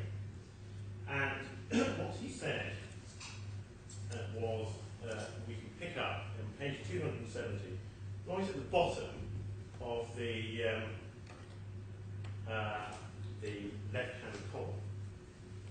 However, quite apart from that, it was a submission of Mr. G to the respondents that the appellant had voluntarily submitted the jurisdiction of the court by applying to the court for a stay of proceedings and for an order striking out paragraph 4 of the claim sourced on the writ, so that in any event it was no longer open to the appellant to dispute the jurisdiction of the court. Now, a person voluntarily submits the jurisdiction of the court if he voluntarily recognises, or has voluntarily recognised, that the court has jurisdiction to hear and determine the claim, which is the subject matter of the relevant proceedings. In particular, he makes a voluntary submission to the jurisdiction if he takes a step in proceedings, which is in all the circumstances amounts to a recognition of the court's jurisdiction in respect of the claim, which is the subject matter of those proceedings. And then he summarised the principles, and then he applied the principles to the case before him. We can pick it up again in page 271, halfway down the left-hand column. Applying these principles, it is plain to us that the appellant in the present case did indeed submit voluntarily to jurisdiction. We need not decide whether his application for a stay was alone sufficient for this purpose, for his application for an order striking out paragraph 4 of the claim endorsed on the PIT puts the matter beyond doubt. But if he had been successful in that application, the court would have decided the issue in his favour and against the respondents. The court's decision on the point would have then created an issue of stockholm against the respondents, which the appellant could have invoked to prevent the respondents pursuing such a claim in the courts of this country, and possibly also in courts overseas. Plainly, therefore, by making his application for an order striking out paragraph 4, the appellant was voluntarily submitted to the jurisdiction of the court. In these circumstances, it was in any event not open for the appellant thereafter to dispute the jurisdiction of the court. The procedure which falls within Article 12 Rule 8 cannot be open to a litigant who has already submitted to the jurisdiction. Now, Your Excellency, my learned friend was at great pains to point out that he hadn't submitted because he wasn't actually applying to strike out. Now, what that contention really amounts to is a complete repackaging of the way in which this application was presented, the way in which this application actually came about. If Your Excellency would just take up bundle A and look at the application notice. The application notice is behind tab 1 of bundle A. And what it says is, if you just look at the bottom of that page, what is said is that the application is made on the basis the DIFC courts are not the appropriate forum for the claim, and the courts of the Kingdom of Saudi Arabia are clearly the more appropriate forum for the claim. Well, that's the forum convened are. And then it says this: the particulars of claim disclose no reasonable grounds for bringing the claim. Now, that language has nothing to do with forum non-convenient, so that's not an element of the test. That is exactly the wording of the strikeout rule. It's precisely the wording of the strikeout rule. Rule 4.17, I believe, is the RDC and rule which is identical to rule 3.4 of the English CBR. So it was quite clear when this application notice was filed that what was being sought was a double-headed application, a forum non-convenient application, and a strikeout application. Now, faced with the argument that, well, the strikeout application means that they've submitted, the learned friend has rode very hard back from what is contained in his original application notice and tried to recharacterise that part of the application as something different. But I'm afraid that just won't work. And what's more, the basis of the application is further emphasised by what is said in the witness evidence in support of it, behind tab 7 of the same bundle. If Your Excellency would just turn up tab 7, page 48. And it's all really made abundantly clear to paragraph 9 on page 48.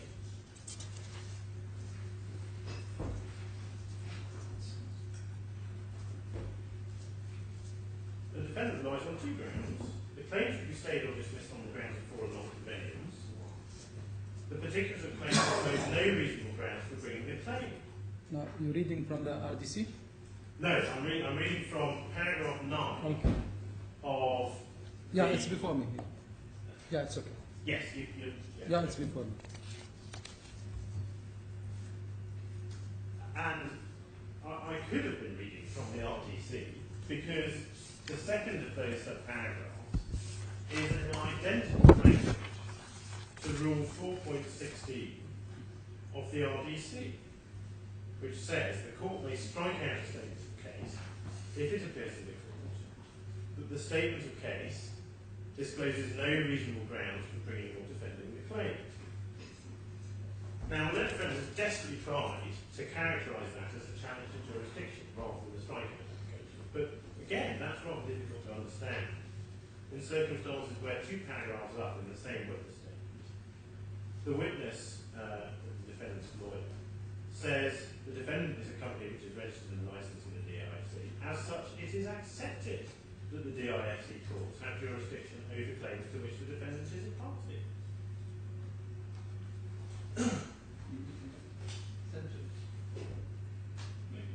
Sorry. You need an exception. Yes, I think, in fairness, you've read Uphill and Down Dale, this particular witness statement. Yes, but that's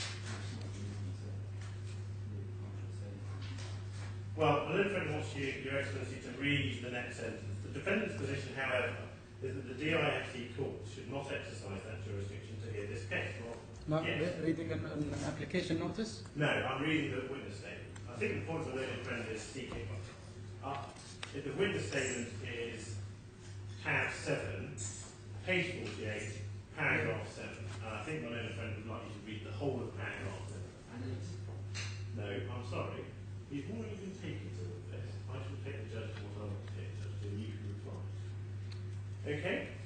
Now, we do say, therefore, Your Excellency, that the fact that the application notice was drafted in the terms of the strikeout rule, the fact that the supporting evidence was drafted in the terms of the strikeout rule is not a coincidence. They were drafted in the terms of the strikeout rule because that's what they were seeking to do. They were seeking to strike out the claims. When it was pointed out to them in correspondence, as it was, that that would lead to a submission to the jurisdiction, indeed had led to a submission to the jurisdiction, a repackaging of the whole application was embarked upon, and that is how we ended up with the optimistic submission that the judicial authority law contained within it some sort of threshold requirement that requires my client to show some sort of arguability. So, Your Excellency, that's what we say about submission. I think I need to say anything further about that, other than perhaps just to touch on the authority that the friend took to Smay and Sackler. I don't know if Your Excellency can recall that. That was, well, we can clear it up. That is in Defendant's Authorities, Volume 2, tab 26. And the learned friend relied on a passage from, well, in fact, relied on paragraph 41.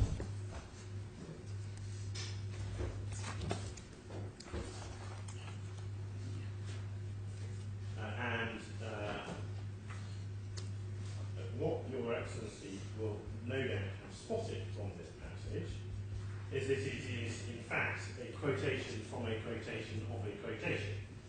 In other words, Mr. Justice Patton here is quoting with approval Mr. Justice Coleman's judgment, and Mr. Justice Coleman, in the passage which is quoted, is himself quoting with approval the judgment of Lord Justice Goff in Astro Exito Navigacion. The notion that anything in this should suggest that anybody was seeking to doubt the basic principle established by Lord Justice Goff is plainly wrong. Now, Your Excellency, so we do say that the defendant has submitted to the jurisdiction by seeking to strike out the claims, and unless a convincing explanation can be provided, and it hasn't so far been provided, as to why the language of the strikeout rule was deployed in the application notice of supporting evidence, that, we say, is really an end to the full non-conveyance part of the argument.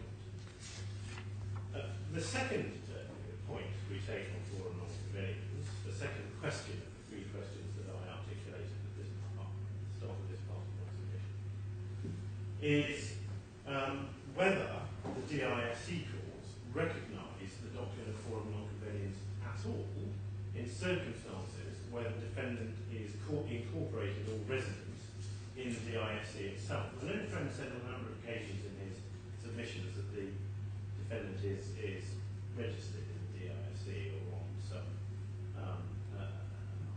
register. That rather underplays the point. It's a DIFC company with its office in the DIFC. This is its home. And that is important because when that fact is recognised, the defendant's submission really amounts to the suggestion that although the defendant has been specifically incorporated here and specifically chosen, therefore, to subject itself to the jurisdiction of these courts, it didn't have to incorporate here, it could have incorporated anywhere in Dubai or the UAE or anywhere else. Having chosen to incorporate itself here, these courts should nonetheless decline jurisdiction in favour of a foreign and, it might fairly be added, really quite significantly different jurisdiction. And the defendant found that, we suggest, optimistic assertion on the proposition that when issues of foreign non-convenience have arisen, they have been addressed by the DIFC courts by reference to the principles of English law set out in Spiliata, to which Your Excellency was taken. Now, it is perfectly true that where issues of foreign non-convenience have arisen before the DIFC courts, they have been addressed by reference to the decision in Spiliata. But it is equally true to point out, as indeed I think my little friend quite rightly and fairly accepted in his submissions, that in none of the DIFC cases in which the Spiliata principle has been applied has the defendant been incorporated or resident in the DIFC itself. Those are all cases which are concerned with a foreign, non-DIFC defendant. In Alliance, the defendant was an Abu Dhabi domicile entity. In Maiden Banyan, it was an entity incorporated in Singapore, and in Standard Chartered, I think it was in Sharjah. So the defendants in those cases were not DIFC incorporated entities. They were from outside the jurisdiction. And there's never been a case where the DIFC courts have been asked to cede jurisdiction to another court over a DIFC entity. Now, all of that matters for this reason, that if, as the defendant very strongly contends, the DIFC court should apply English law to determine whether or not they should decline jurisdiction in this case, well, the result of that, because the defendant is incorporated and based in the DIFC itself, because it's domiciled here, the court, if it is going to apply English law, cannot decline jurisdiction over the defendant at all. And the reason for that, as I sought to explain in the skeleton submissions, is because as a matter of English law, the EU judgments regulation applies, and as a matter of the EU judgments regulation, if a defendant is domiciled in England, then it must be sued there. And the doctrine of foreign non-convenience is wholly excluded, with some, well, in fact it is wholly excluded. The only way in which it can be argued that the English court should decline jurisdiction over an English defendant under the judgment regulation is if there is another proceeding involving that defendant in another member state country. Well, that obviously isn't right here. So, the first point to make is that if English law principles apply, which my learned friend says they do and should, then the answer in this particular case, unlike any other case that's previously come before this court, is that this court has to accept jurisdiction over the DIFC entity. It cannot apply the doctrine of foreign convenience at all. I don't think I need, unless the learned friend is going to contend, and I don't understand from his earlier submissions that he is, that is not an accurate characterisation of English law. I think the learned friend accepts that in England, if a defendant is domiciled in England, then subject to certainly relevant exceptions, he has to be sued there. And the doctrine of foreign non-convenience does not apply. So, Your Excellency, the short answer to my learned friend's point that your Lordship should apply Spiliata because English law principles should be incorporated into this issue. The short answer to this question is, well, if English law principles are to be incorporated into this issue, then Spiliata doesn't arise. Because where the defendant is domiciled in England, he has to be sued there, and they cannot be sued anywhere else by operation, as I mentioned, of the judgment regulation. So it's really only if, really my learned friend's sort of forum non-convenience argument then gets off the ground, if you sort of half apply English law, if you ignore the part of English law which says that a defendant domiciled in England has to be sued in England, but you apply the bit of English law which says the Spiliada principles apply in forum non-convenience cases. That cannot, we suggest, be right. Just to complete the picture, again, I don't think this is, well, I don't understand this to be an issue, I'm quite sure the people tell me if it is, but I'll just take you, for your excellency, to Article 4 of the Judgments Regulation, which is in the Claimants Authorities Bundle, Volume 1. V1? Claimants Authority, Volume 1, and it's tab 5.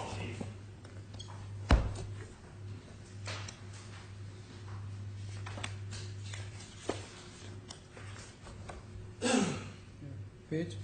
And it's page, well, I guess with the page, there aren't page numbers, but if you add, right, in fact there are, it's 1, 2, 3, 4, 5, 6, 7 pages in. And it's under the heading Chapter 2 Jurisdiction, which is at the top left-hand side of the page.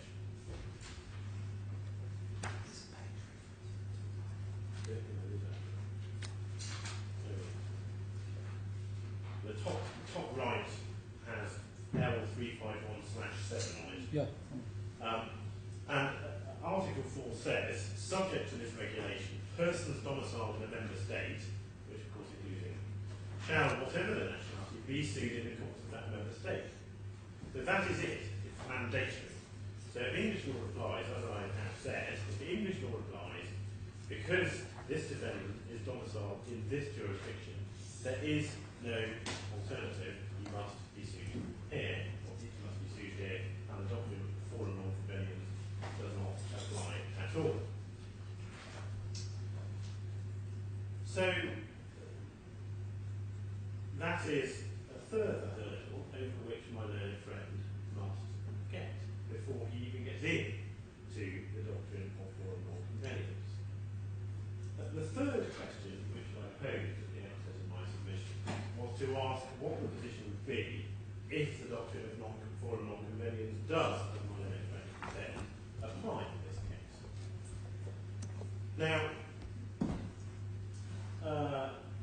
the answer that we submit is quite clear that the court should refuse to decline jurisdiction as the defendant asks.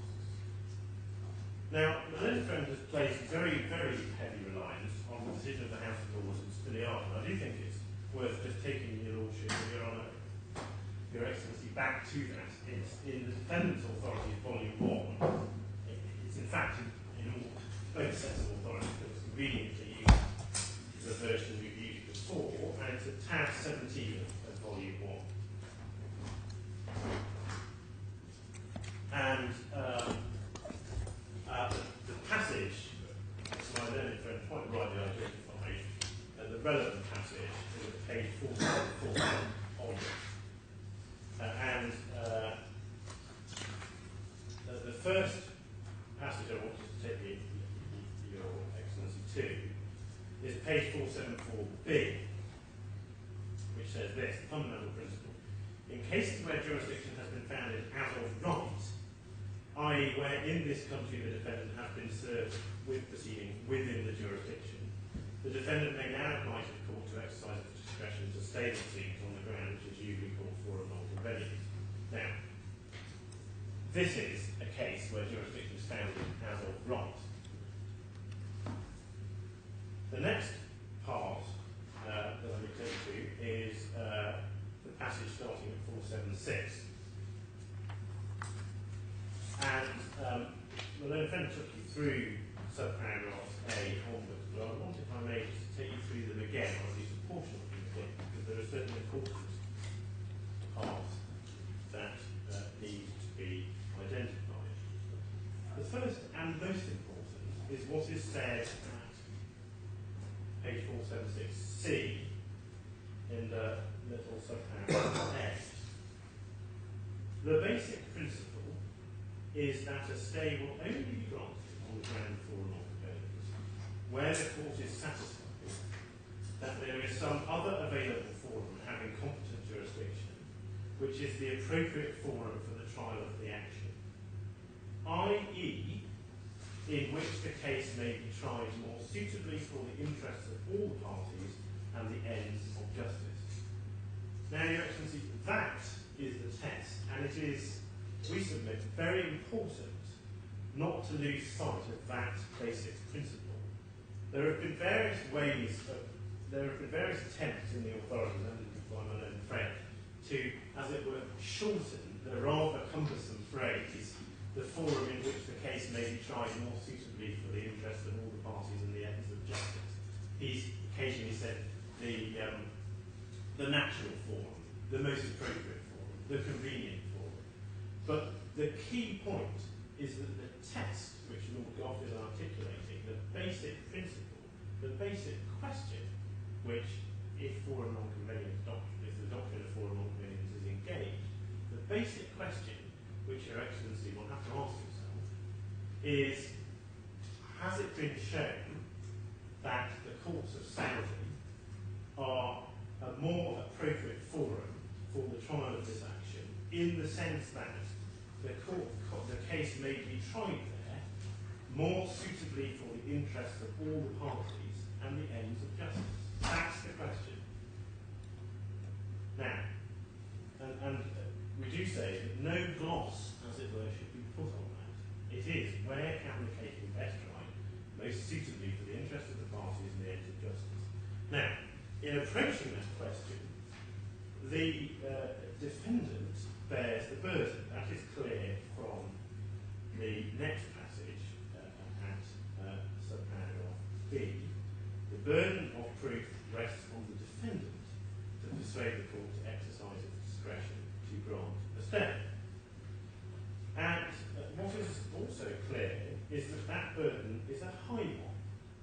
That is apparent from subparagraph C. And we can pick it up at page 477E. Lord Gough says this: in my opinion, the burden resting on the defendant is not just to show that England is not the natural or appropriate forum for the trial, but to establish that there is another available forum which is clearly or distinctly more appropriate than the English forum. And when, of course, he uses the word appropriate, he is using that word as shorthand for appropriate in the sense of in which the case may be tried more suitably for the interests of all parties and the ends of justice, because that is how he defines appropriate at subparagraph A, to which Your Excellency has just taken. So the burden is on the defendant, and it is a high burden. It's got to be shown that the other forum is clearly or distinctly more appropriate, as well as being available. And then we come to the passage upon which my learned friend placed some reliance, which is subparagraph D, but upon which I also place some reliance. Since the question is whether there exists some other forum which is clearly more appropriate for the trial of the action, the court will look first to see what factors there are which point to the direction of another forum. These are factors which Lord Diplock described in the Shannon's case, as indicating that justice can be done in the other forum at substantially less inconvenience or expense. Having regard to the anxiety expressed in your Lordship's house in Society of Gas concerning the use of the word convenience in this context, I respectfully consider that it may be more desirable, now that the English or Scottish principles are regarded as being the same, to express the to adopt the expression used by my noble and friend Lord Keith, when he referred to the natural forum as being that with which the action had the most real and substantial connection. So it is for connecting factors in this sense that the court must first look, and these will include not only factors affecting experience, convenience or expense, such as availability of witnesses, but also other factors such as the law governing the relevant transaction and the places where the parties respectively reside or carry on business. Now, just pausing there for a moment, it's quite helpful to identify the factors which Lord Gough himself set out in that subparagraph. They're not, of course, all of the factors, but they do give a flavour of the sort of thing that Lord John has in mind. And there are four identified there. Firstly, the availability of the witnesses. Secondly, where the parties reside. Thirdly, where the parties carry on their business. And fourthly, the governing law. So those are the sorts of factors that are relevant in the consideration of this forum non-convenience test. But then Lord Goff says if the court concludes at this stage that there is no other available forum, which is clearly more appropriate, it will refuse a stay. If it doesn't, if however the court concludes that there is some other available forum, which upon the face of it is clearly more appropriate, it will ordinarily not say unless there are circumstances by reason of which justice requires that a stay should nevertheless be granted. At that point in the analysis, the burden then passes to the plaintiff or the claimant. So, Your Excellency, there are, we submit, four key aspects of the decision in Spiliata, and they must not, we submit, be obscured by the sort of shorthand language which is occasionally used either in the authorities or in submission. First, the basic principle is that a stay will only be granted on the grounds of forum non-convenience, where the court is satisfied that there is some other available forum for the trial of the action. That's the first point. Second, the stay will only be granted if the court is satisfied that such other available forum is clearly or distinctly more appropriate. And appropriate means for these purposes a forum in which the case may clearly or distinctly be tried more suitably for the interests of the parties and the ends of justice. That's the basic principle which Lord Goff identified. Third, the defendant bears the burden of proving that. And finally, even if the defendant is able to establish a prima facie case of that, the stay should still not be granted if the claimant can show that there are circumstances by reason of which justice requires that a stay should be refused. Now, that is the Spiliata test, but it is right to note in this context that there are other common law jurisdictions where the burden placed on the defendant is even higher. And Your Excellency will have seen from our main skeleton argument that we have cited authorities from Australia, where the High Court of Australia, the highest court there, has said that the defendant actually has to show that the Australian forum is clearly inappropriate. Got to show that the forum itself is inappropriate, and where the Supreme Court of the United States has said that the defendant has to show that it would be vexatious and oppressive out of all proportion to any benefit the plaintiff might obtain for the defendant to be sued in that forum. And we do say that these higher tests are relevant and that Your Excellency should, the doctrine of forum convenience is going to be considered at all, have regard to them, particularly having regard to the peculiar nature of the DIFC and the DIFC courts themselves. And we say that for two reasons. The first is because it really is wholly inconsistent with the objectives of the DIFC that the courts of the DIFC should decline jurisdiction over entities which have chosen to be incorporated within it. Now, my primary submission is that it is no power to decline jurisdiction over DIFC incorporated entities on forum grounds. But even if there is, this court should be very slow to do that in circumstances where the judicial authority law has made absolutely clear that the court has exclusive jurisdiction over such defendants. And the second reason is because it is, we submit, wholly invidious for a defendant that has chosen to come here, establish itself in the DIFC and take all of the commercial advantages of the DIFC, hold itself out as a DIFC entity, contract on that basis, do business on that basis, then to turn around and seek to argue that the DIFC courts shouldn't adjudicate claims made against it. That again is, we suggest, a reason why this court should require a very, very high level of persuasion before it rejects any claims against the DIFC incorporated entity on the basis of forum non-convenience. The DIFC is unusual. You come here because you choose to, and the defendant has chosen to come committed that choice. Now, whatever the applicable forum non-convenience principles, what is absolutely clear is that there has to be an available forum elsewhere. And we submit that the defendant has failed to show that the courts of Saudi Arabia are such an available forum in this case. And there are two reasons for that. The first is that there is no evidence before this court that the Saudi Sharia courts, which the Friends expert says are the relevant courts in Saudi which would deal with these sorts of claims, there's no evidence that those courts will accept jurisdiction over a claim against this defendant. The defendant is not a Saudi entity, and we are told it has no presence there.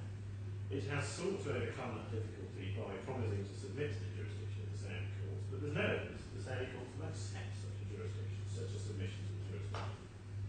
Now, faced with that gap in its evidence, the defendant has belatedly sought to plug the gap by way of a letter from its expert, which was received by us yesterday afternoon.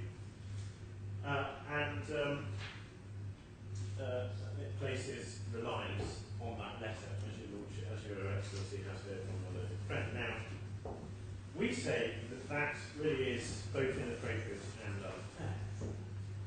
And it would be inappropriate and unfair to place any reliance on this document.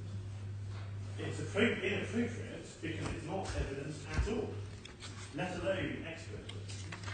It is not supported by a statement of truth or an expert declaration, and it contains no analysis or reasoning or support for the conclusions which are set out in it. The letter, by the way, Your Excellency, is at the back of tab 12 of Bundle A. And you will see there is nothing beyond the very truly yours at the end of the letter. No statement of truth at all. Now, I have no doubt that that is quite different, because had the claimants, had the defendants, as it were, sought to package this as an expert report or a witness statement, then they would have had to get permission to put it in evidence. And seeking permission, having produced it the afternoon before the hearing, would have been a wholly impossible task. And the reason why that would have been a wholly impossible task is because it would be unfair to rely on this as evidence of any sort in circumstances that where we have received it yesterday afternoon, where we have had no meaningful opportunity either to consider it with our own expert Saudi lawyers or to produce a response of our own. It's just unfair to ask the court to proceed on the basis of this sort of material that late in the day.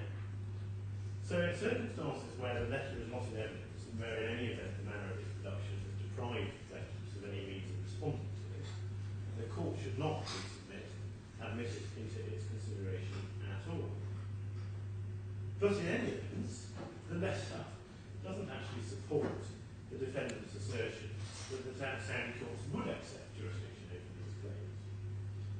The letter makes the wholly erroneous factual assumption that the defendants, that the claimants are residents of Saudi Arabia. That's set out at the first bullet page of the bullet point of the letter. They're not residents of Saudi Arabia. The evidence of Mr. Adel Al Mojil's witness statement is that they're residents of Ajman in the UAE, and they have been residents of the UAE for the past 25 years. So the factual premise upon which Dr. Al Sawaf makes his conclusion is itself demonstrably wrong. And in any event, the only actual reasoning which Dr. Al Sawaf gives as to why he says the Saudi courts will accept jurisdiction over the claims is set out in the final paragraph of the letter, which says this: I have seen many cases where a Saudi Arabian company brought a case against a non-resident of Saudi Arabia for damages that occurred in Saudi Arabia.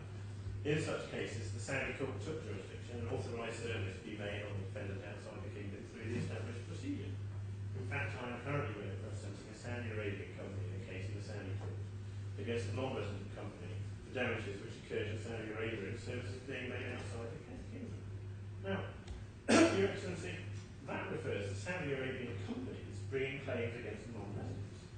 there's no suggestion that the courts of Saudi Arabia will accept jurisdiction that those claims brought by one non-resident, the claimants in this case, against another non-resident, the defendant in this case. So, really, unfortunately, Dr. Al-Salat's letter really takes the matter no further at all. The defendant has simply failed to discharge the burden which it accepts is on the defendant to show that the courts of Saudi Arabia are an available alternative forum. Now, there is a second and additional reason why we say the defendant has just failed to discharge that burden. And that is because the defendant is required to show not only that Saudi Arabia is an available forum in theory, but also that it is an available forum in practice. And this it cannot do in circumstances where the claimants are practically unable to travel there in order to conduct their litigation. Now, the requirement of practical availability of foreign forum was set out in the case, the decision of the English Court of Appeal in Mohammad Bin Hamad. That case has not been overturned, as my learned friend suggested. And although there was comment that some of the criticisms might have some substance in the decision of Askin and Absal, to which my learned friend took there was nothing in that case which expressly or indeed impliedly overturned what the Court of Appeal decided in Mohammad Bin Hamad. That is hardly surprising, since the English Court of Appeal is bound by its own decisions. Now, Mohammed in the Bank of Kuwait was a case in which the claimant was an Iraqi who had worked in Kuwait and then died after the Kuwait War, and who sued his former Kuwaiti employees in the English court. And it's in our Claimants Bundle Authorities, Volume 2, at 27.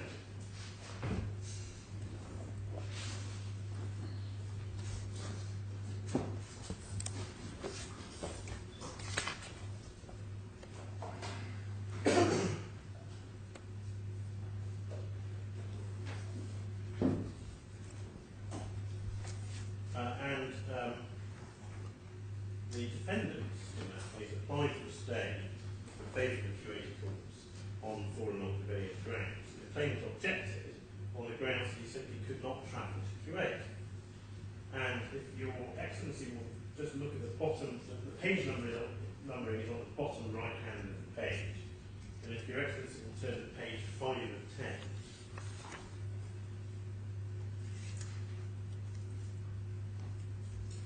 And the second paragraph on that page says this: as to the meaning of an available as well as an appropriate forum, I would reject the defendant's submission, even in its qualified form.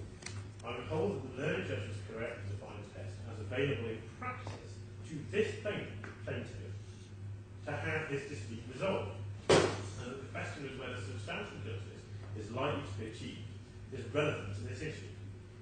I say that for two reasons. First, the narrow one, because in the very context of what I would call the first stage of the inquiry, Lord Goff said that relevant factors at that stage would include not only factors affecting convenience or expense, such as availability of witnesses, but also other factors, such as the law governing the relevant transaction. It would seem quite inappropriate to hold that, although factors of that sort were relevant at that stage of the inquiry, factors affecting what may be called the practical justice of the situation between the parties were not. Well, that's quite clear. When the court is determining whether the defendant has discharged the burden of showing that there is a clearly or distinctly more appropriate forum, in other words, that there is clearly a forum where justice can, which is clearly or distinctly one in which the case can clearly or distinctly be litigated in the interest of the parties and for the ends of justice, to avoid the shorthand, as it were, and quote the whole of what Lord Goff had to say.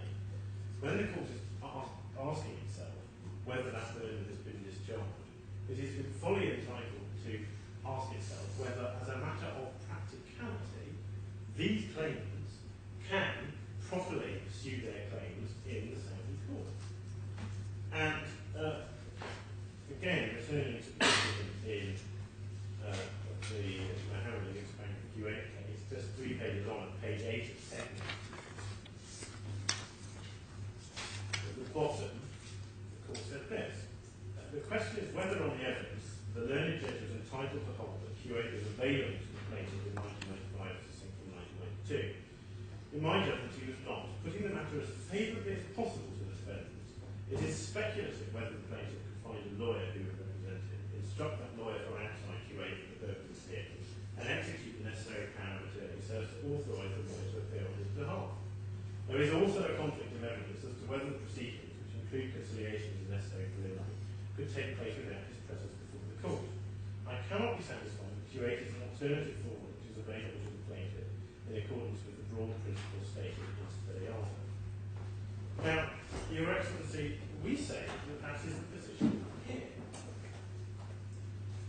We say that the suspension orders made in Saudi impose a travel ban on the claimants, the effect of which is that if they enter Saudi, they would not be able to leave.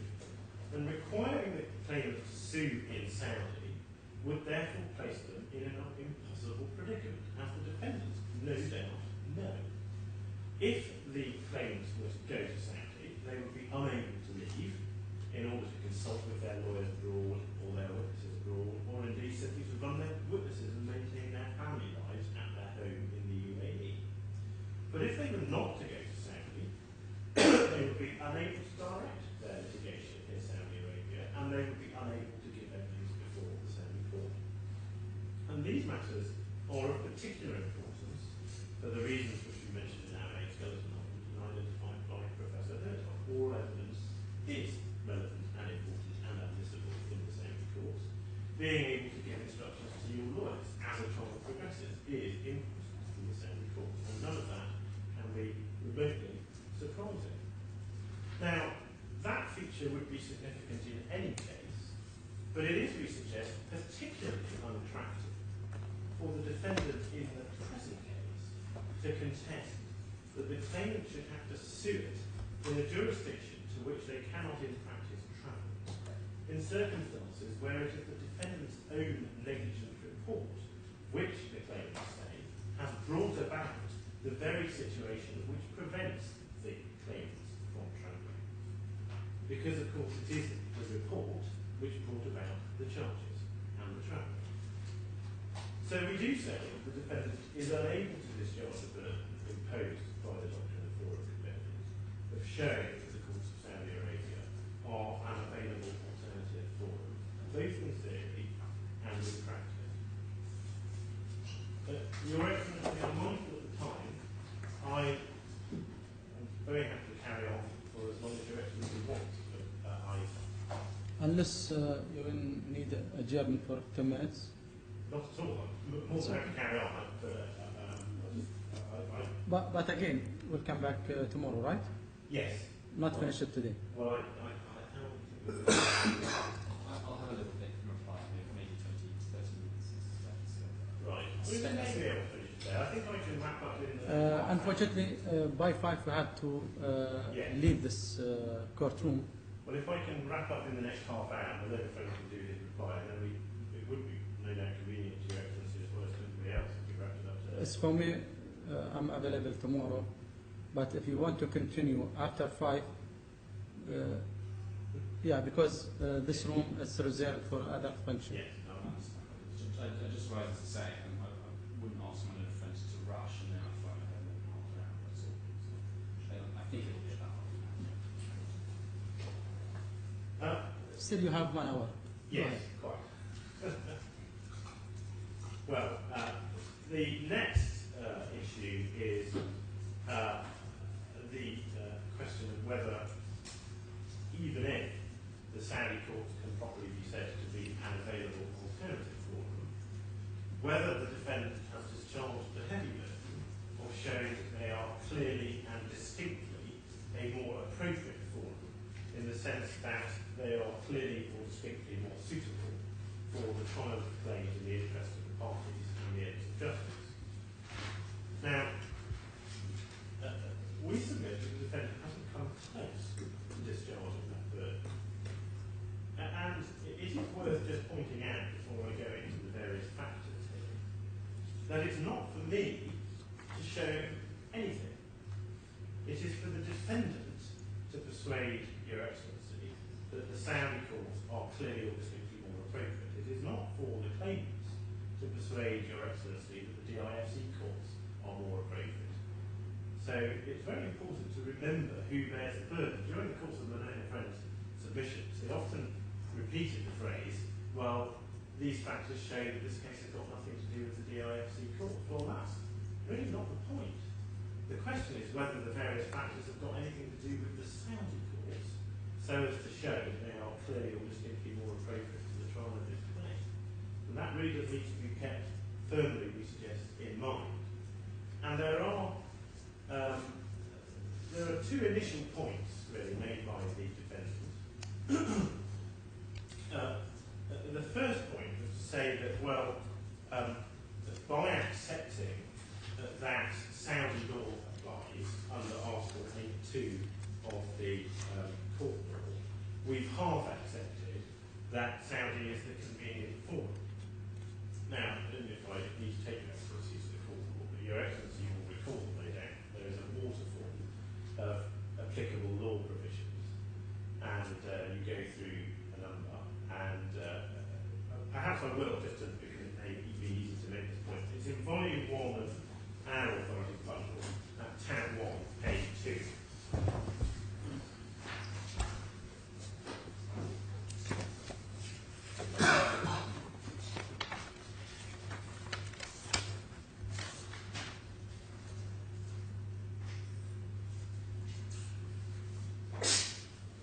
And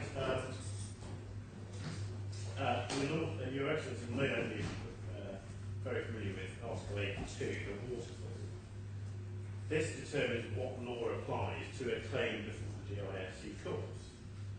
And what has been pleaded by the claimant in that particular claim is that Saudi law applies pursuant to subparagraph D. Now, what my learned friend appeared to be saying during the course of his submissions is that once you've accepted, as the claimants have, that the laws of the jurisdiction, that Saudi law applies, as it were, or the laws of any other jurisdiction apply under subparagraph D of that article. Once you've accepted that, then it follows inevitably, my learned friend says, or nearly inevitably, that that jurisdiction must be the appropriate forum.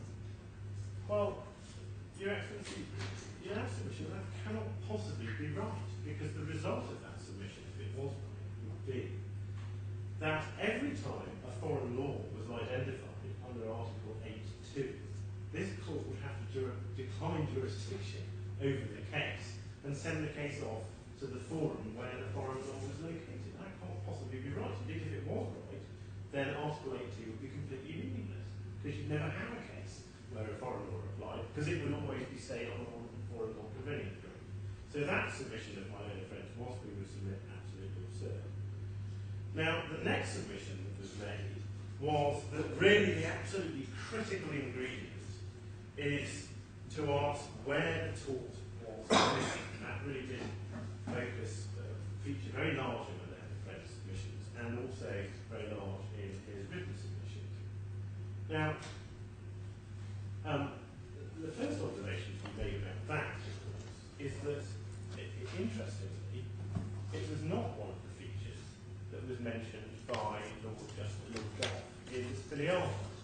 Your Excellency will recall that we looked at the factors that Lord Goff mentioned, and nowhere did he say that the place of the commission of the tort was likely to be a key factor in deciding where the matter should be tried in the interest of the parties and the ends of justice. And it is, in any event, we will submit, a factor of really very little importance in a case such as this on the forum test. It's not mentioned in Spiliano at all, and the modern position is set out in a passage from the leading textbook on jurisdiction, one of the two leading textbooks from Dyson called Briggs, which is in volume 3 of our authority at tab 40.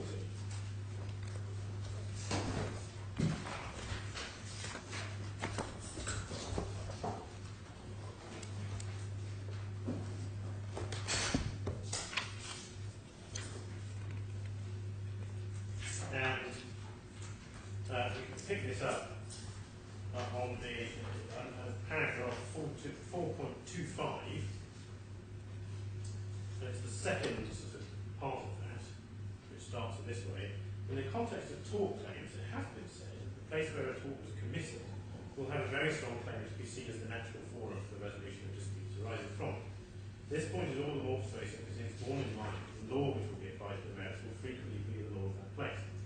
But it is less persuasive if the tort is one of those in which the elements which make it up are more delocalised, and if the witnesses whose evidence will be decisive are not local to the place considered to have been the place of the tort. If a cargo has been unloaded in a port in Mexico, and it is alleged and denied that the cargo has been on arrival or was damaged in the course of unloading the storage, it may be relevant evidence is to be found in Mexico or be given in Spanish, and this may contribute to Mexico emerging as the natural form. But the witnesses will not always be where the tort was committed or where the damage occurred. This is therefore appropriate to look at the witnesses who will be called on to testify separately from any issue of applicable law, at least at this stage. Of course, as the evidence is documentary form will take the form back to a testimony, its geographical situation or the language in which it will be given may be less compelling as a factor. Now, what all that really shows is that this test is a practical one. It may very well be, in many cases, that the place where the tort was committed is the right place to litigate, because it may very well be, in many cases, that the place where the tort was committed is where the witnesses are and where the documents are, and the language in which the whole thing was conducted. But that might be the position in every case, and it certainly isn't the position in this case. In this case, even if we assume, as my learned friend asserts, that the tort was committed in Saudi Arabia, the witnesses aren't there. The language is English, because that's what the report was written in. The language of the witnesses is English, and I'll come on to show you. None of the parties is resident in Saudi Arabia. The claimants are in the UAE, and the defendant is resident here, and has nothing to do with Saudi Arabia. So, to say that the tort is, the place of commission of the tort is of absolutely paramount importance, as my learned friend sort of suggests, is simply wrong. It's not the current state of the law.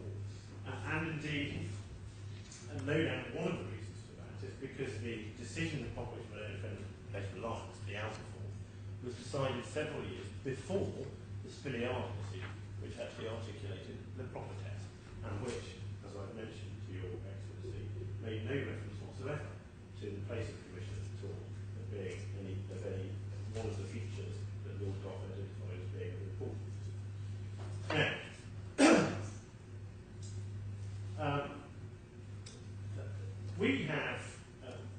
we suggest that there are 10 relevant factors which Your Excellency should take into account in determining this aspect of the application, none of which points towards the courts of Saudi Arabia as being the appropriate court. First, there is of course the place where the defendant resides and does its business. That is the DIFC, where the defendant is incorporated and has its offices. And indeed, it's not at all obvious why the defendant would wish to be sued anywhere else. Second, there is of course the place of residence of the claimants. I'm so sorry, before I move on from the first point, I should also note that the place of residence of the parties was of course one of the features expressly mentioned by Lord Gough in Spiliard. So the defendant is here. Second, there is the place of residence of the claimants, again mentioned by Lord Gough in Spiliard, and that is also the UAE and not Saudi Arabia, as Mr. Adel Al Mojil has said in his statement. Third, there is the ease with which the parties can participate in the proceedings. There is, of course, absolutely no difficulty whatever with any of the parties participating in the proceedings before this court. But there would, as we have explained, be the greatest difficulty for the claimants in travelling to Saudi Arabia to participate in any proceedings there, the travel time. Fourth, there is the location of the likely witnesses for any trial. But that is also a feature which was mentioned in the Spiliard. So far as the claimants are concerned, concerned, their principal witnesses, of course, are likely to be the two claimants themselves, and they are located in the UAE and unable on a practical level to travel to Saudi Arabia. So far as the defendant is concerned, its principal witnesses are likely to be the persons who produced the report. And those persons are identified, or at least their location is identified, in Mr. Cadre's statement, paragraphs 18 to 22. And that is in tab, bundle A, tab 8.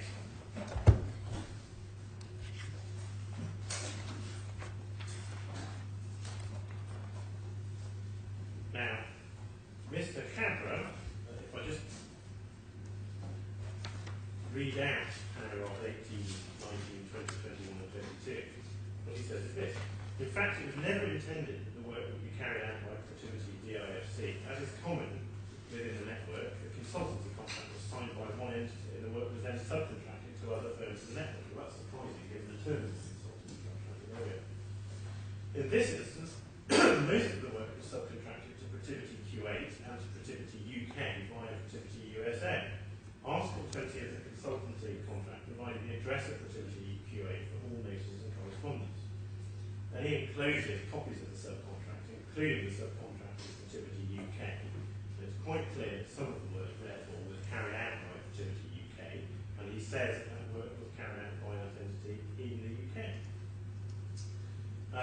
In terms of the people who carried out the work, he says in paragraph 20, our proposal which formed Annex 2 of the consultancy contract identified the location from which the resources were to come. Most of the individuals identified were based in Q8, but 3 in the UK, 2 were identified as being based in the UAE, Mr. Simon Padgett and Mr. Robinson, both were appointed by Protiviti Abu Dhabi and were based in Abu Dhabi. I was one of the individuals identified in the proposal. Whilst I was director of Protiviti DIFC, I am employed by Protiviti Q8. I am not employed by Protiviti DIFC. I did not receive any remuneration from Protiviti DIFC, etc. All of the work that was carried out by me was in Saudi and in Q8. He, by the way, is based in Q8. That's the address he gives for his witness statement front. And then he says that the proposal had identified 13 individuals as part of the team. A number of the members of the team changed during the course of the engagement. Out of the 13 team members that were named in that proposal, all but 2 were engaged in the work, and we added another 5 team members. The 2 who did not end up working on the consultant contract were George Turner from Protiviti UK and Northern State from Protiviti Abu Dhabi. The 5 that were added were all from Protiviti Q8, but were named for the known team member was based in the DIFC and no work was carried out in the DIFC. Now, they said the investigation itself was carried out in Saudi, except a small portion of the work was done in the UK and Q8. Paragraph 23 of the statement. Now, what is apparent from all of that is that none of the witnesses is resident in Saudi. None of the witnesses is resident in Saudi. The witnesses are all, like the defendant's witnesses, are either going to be resident, as Mr. Cameron is, in Q8, or they're going to be resident, as some of the people involved in the report are, in the UAE, or they're going to be resident, possibly, in the UK. And Mr. Padgett, we know, I think now, is resident in Canada. So nobody who is going to be giving evidence on behalf of the defendant, so far as we can see, is resident in Saudi. And indeed, we've been told by the learned friend quite properly this morning that the defendant doesn't have any presence in Saudi at all. So, as regards the location of the likely witnesses in this case, both for the claimants and the defendants, there is nothing to point towards Saudi as being an appropriate forum. Fifth point is the likely language of the likely witnesses. Now, all, or very nearly all, of the likely witnesses will speak English. It is apparent from Mr. Adel Al Mojil's statement that he speaks English. He wrote it in English. It's apparent from the statement of truth, particularly the claim which has been signed by both claimants, that they both speak English. It's clear from Mr. Cameron's statement that he speaks English, because that is the language in which it was written. And it is safe to assume that the other persons who were involved in creating the Protiviti report also speak English, since that is the language in which the report was written. So the language of the witnesses will that again can hardly be said to be a factor pointing in favour of the cause of Saudi Arabia, although it is plainly one which is helpful here. Sixth, there is the location of the relevant documentation, which would be likely to be produced at any trial. Now, so far as the defendant's documents are concerned, it might fairly be thought that they would be located at their offices, which of course are here. It cannot be said that any of the defendant's documents will be in Saudi, because as we were told this morning, the defendant has no presence in Saudi Arabia. So that feature is not something that can be relied on. But could be you obtain some document from CMA or from CRSD? Any difficulty? Could be difficulty to disclose any? So sorry. Any difficulty could be you'll face it. That's what I don't know. I'm afraid we just don't have any evidence as to whether this court would be able to obtain documents from the CMA or the CRSD, or indeed whether the Saudi Sharia courts would be able to obtain documents from the CMA or the CRSD, because of course this is the Saudi Sharia court and not the CRSD itself, which is said to be the appropriate tribunal in Saudi. We just don't have any evidence of that. But so far there's no proceeding going on in Sharia court. No, none at all. None at all.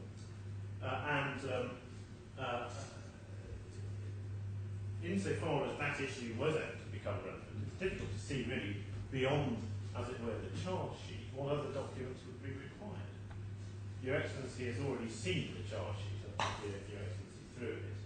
And so, insofar as documents possessed by the CMA or the CRSD are relevant, their relevance is going to be to show that the report resulted in the charges. And that particular issue is eloquently explained by the contents of the charge sheet itself. And we do have the charge sheet. So I suppose it's not quite right, as I said before, is it? It's not quite right to say that we've no evidence as to whether it's possible to obtain documents from the CMA and the CRSD. We do at least know this, that the charge sheet has been obtained from one or other of those entities. So it must be possible to some extent. Now, the next seventh point is the language of the likely key documents. So far as that is concerned, as Your Excellency observed during the course of Millennium Friends submissions this morning, we know that the most important document in the case, which is the Protiviti report itself, was produced in English. We also know, because we have it, and Your Excellency has seen it, that the consultancy contract between the CMA and the defendant was also produced in English, alongside an Arabic version on the other side, as it were, of the page, because Your Excellency can recall. It is also possible to see from the contents of the Protiviti report itself that most, if not all, indeed very probably all, of the key documents that were used to compile that report were also in English. The Protiviti, I can make that submission good by reference to the Protiviti report itself. For example, B1 tab 4. And the report, rather helpfully, sets out, as it were, the source material from which it is said to be derived. And so far as we can see, all of that source material is in English. And we can tell that because large parts of it are quoted. And there's no suggestion anywhere in the report that the parts that are being quoted are, as it were, under translation. If Your Excellency would just take some puzzle B2, I'm sorry, I gave the wrong reference, the report straddles two bundles. No, B1 is the right reference. Yeah. Forgive me.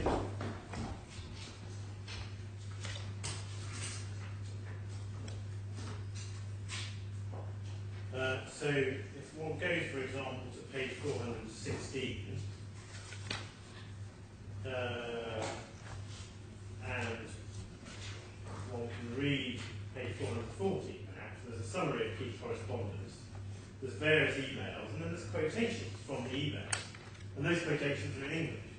Now you're reading from which page? So 416? if you start at the bottom of page 414, it says summary of key correspondence, and then there's a reference to emails going from somebody to somebody else on a particular date, and then there's a summary of the email, and then it's quoted in English.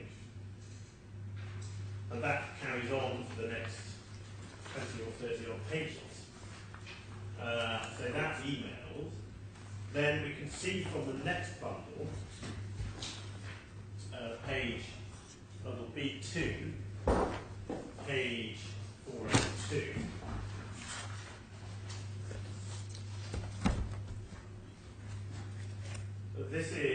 This contains a set of references to statements made in the IPO prospectus. And which page? Page 482 of bundle B2. Yeah. And that again quotes the prospectus, the IPO prospectus. Again, all of those quotations are in English. So one can reasonably infer that that is in English. And then if one moves on to page 500, one sees reference to various business reports. And these are variously quoted. And again, the quotations, or at least the references, all seem to be in English. Now if one goes right to the end of the report at page 604,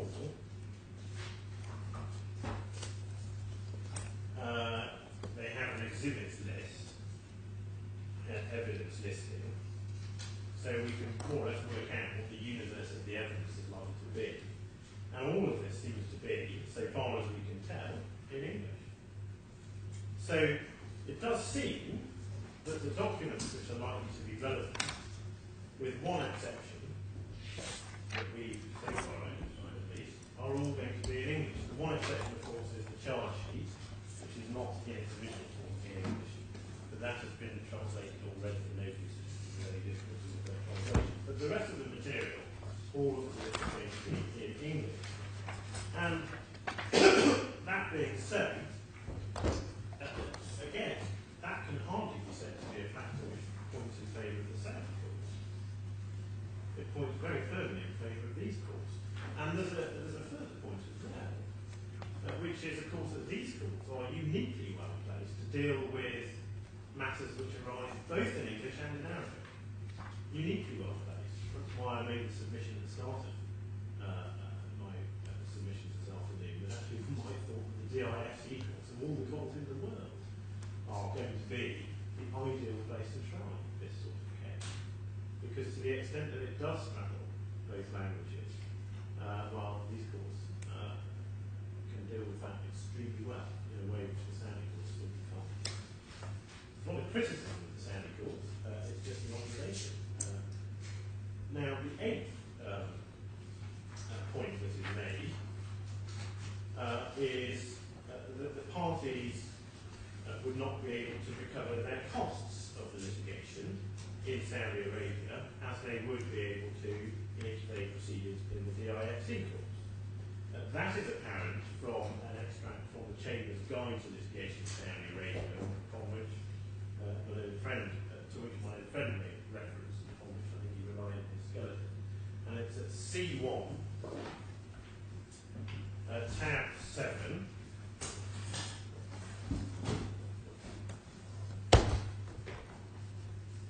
Page 1418. And if your Excellency would just look halfway down the page, it says 1.3 costs. There are no court fees in Saudi Arabia. The Saudi Arabian courts do not normally award legal costs to a success litigant. In the rare cases where legal costs have been awarded, some were modest and well below the cost of engaging in commercial law firm. So, in contradistinction to this jurisdiction, it does appear that costs are not awarded in the Saudi courts. And that is important for reasons developed in the case in the defendant's authorities, volume 2, tab 41. This is a case which the defendant has sought to rely on. 31A of the defendant's authority.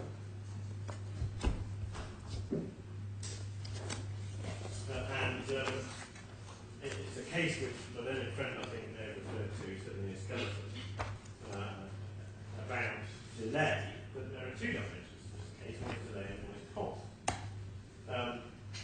This is a case where there was a dispute as to whether a defendant before the English High Court where the defendant before the English High Court applied to disturb. Now you may this was added, I think, quite recently by Which is the claimants. defendant? The defendants, I'll say so. Defendants Bundle Volume 2, tab 31A.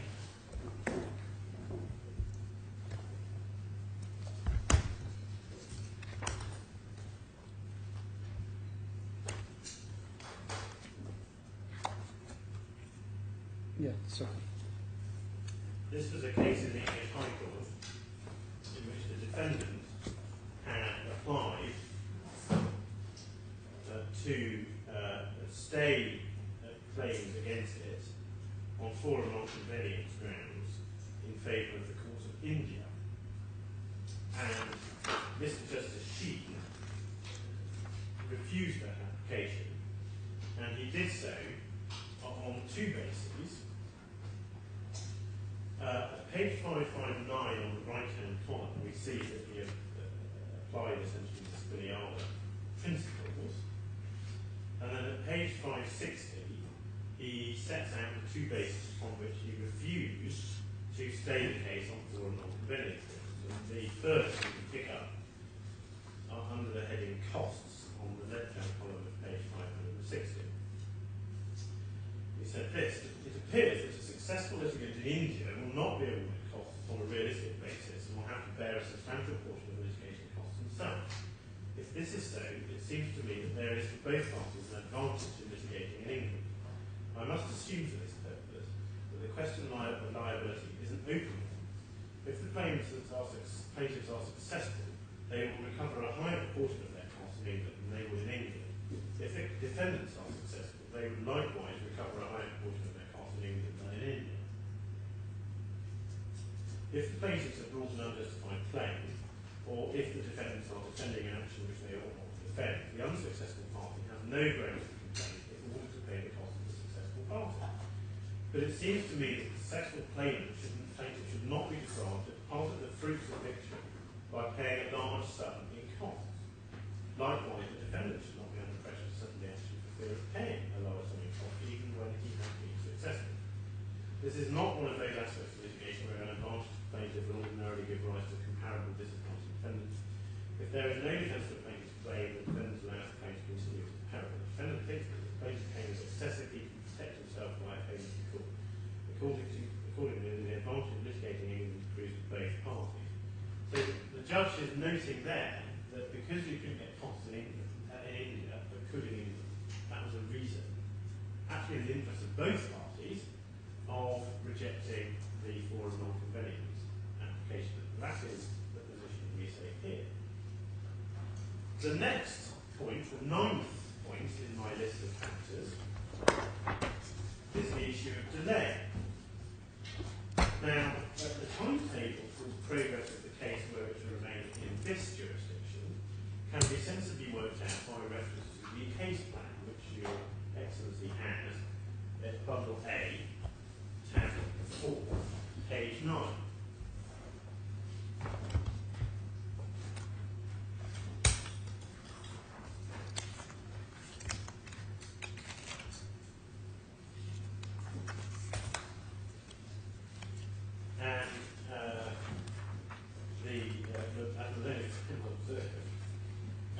The trial of this case was scheduled to take place sometime after March 2016. That is not unrealistic. If it was unrealistic, it would be in the case plan. And the only reason it's not happened is because the defendant has seen fit to make this application. Now, even allowing for the delay that has been caused in the progress of this case by reason of the application which the defendant has chosen to make, we still reasonably anticipate that this trial will get on sometime next year. It's equally clear, we suggest, that if the claimants were forced to litigate in Saudi Arabia, even assuming that they could, the matter would not come for some considerable time. Now that is apparent from the evidence of Professor Herzog, to which I'll take reference in a moment, and no less apparent, I might add, from the evidence of the defendant's expert himself. So far as Professor Herzog is concerned, if Your Excellency would just turn up Bundle A. Bundle A? Bundle A, Yeah. tab 11, page 87. Under the heading Delay, at the bottom of page 87, Professor Herzog explains that delay is a significant problem. Your Excellency would just read on from paragraph 59 to paragraph 51.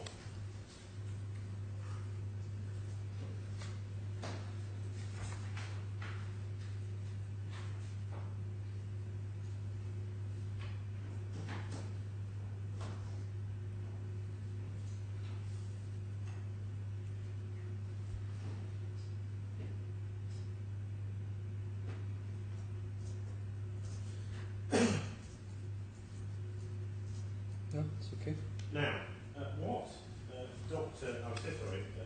Al-Sawaf, the defendant's expert, has to say about this is in the next tab at page 108, paragraph 13.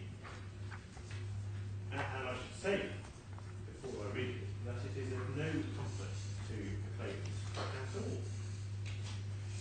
What he says is this: lawyers, particularly defence lawyers, often seek delays and are just as responsible for the delay as the judges. Well, frankly, that's no comfort. Although delay is frustrating at times, it is not a barrier to obtaining a favourable judgment and substantial justice. Well, that's no comfort either. It's a cliche, but it's a true cliche, that justice delayed is justice denied.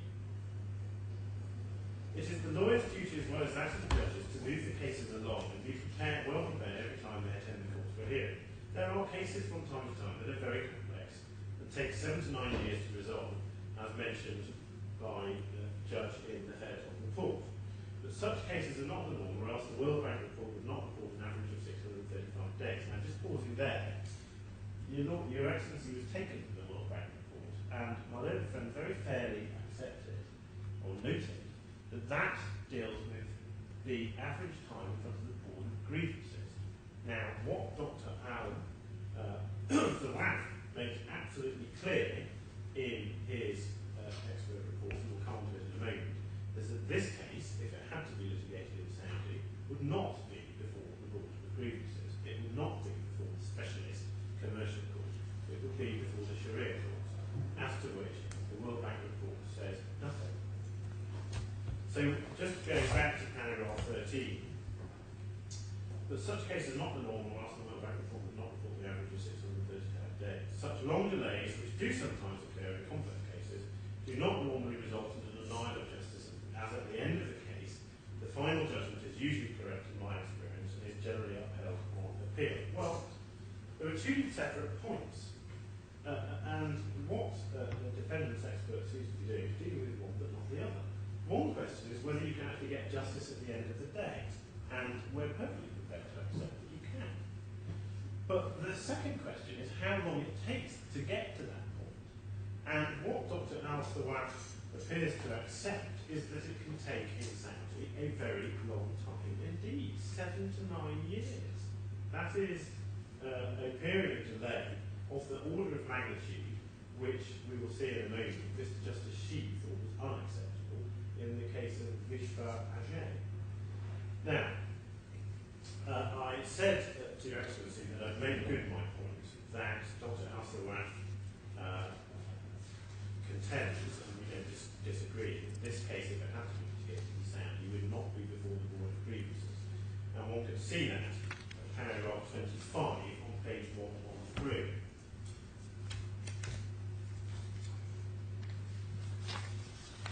says, I have many cases in the Sharia courts in involved grievances. Dr. Hertog admits the grievance court is a better court. However, the claimants of stated claims which are not commercial claims involving contracts or sales and other transactions, but are tort claims over which the board of grievances would not take jurisdiction and which must be submitted to the Sharia court. So any evidence about how long it takes to get anything done in the board of grievances really is of no relevance and no comfort in this case, because the defendant's own expert says that the board of grievances wouldn't deal with the matter. Now, the issue of delay is, we submit, a highly relevant and significant pointer when it comes to forum non-conveying issues, and one can derive that proposition from the defendant's own authority. And again, I'm taking Your Excellency to Volume 2, Tab 31A, to the judgment of Mr. Justice Sheen, which we just looked at a moment ago. As I mentioned, there were two aspects to matters in that case which persuaded the judge to decline the forum non-conveying application. One was the inability to get costs in court proceedings in India, and the other was delay. And what he said about delay can be gleaned from the bottom of the left-hand column on page 560. There is a substantial body of evidence that if this case were brought to proceed in the High Court for a claim, the trial would be delayed for many years. It appears that the judicial manpower in India is inadequate to deal with the vast volume of civil litigation.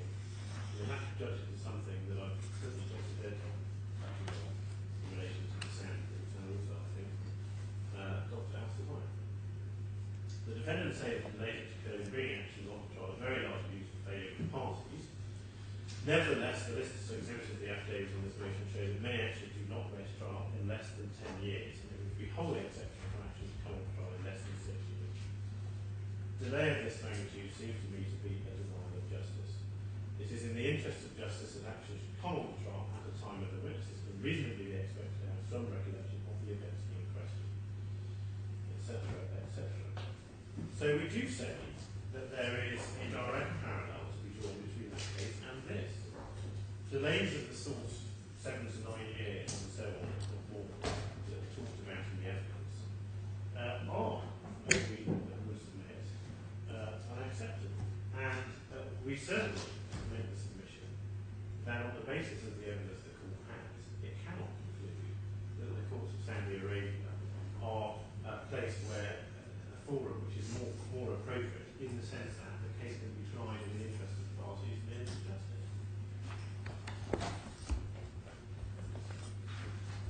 The 10th factor is the fact that the parties have already expended significant effort and resources instructing legal teams and experts in this jurisdiction, in the DIFC, and indeed in producing evidence which is relevant to the merits of the claims.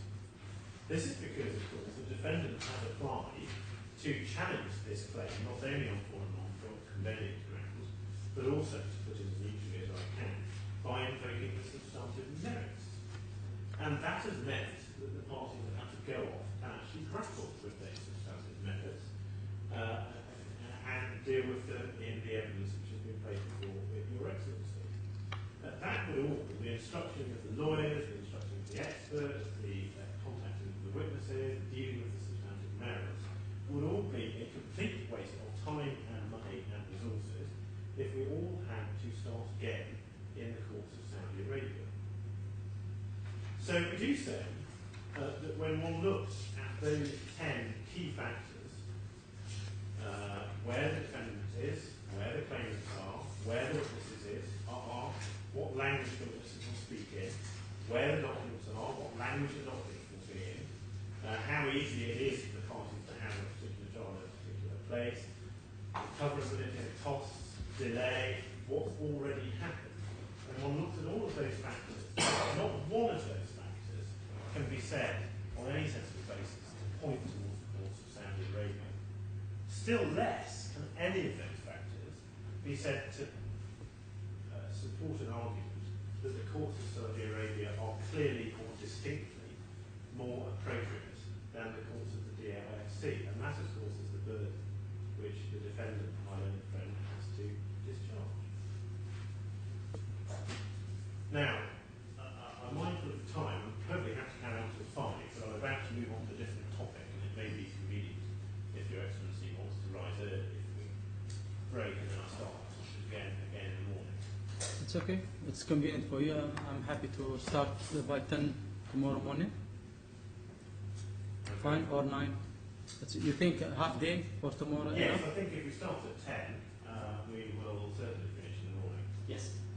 Okay. Then thank you and see you tomorrow. All rise.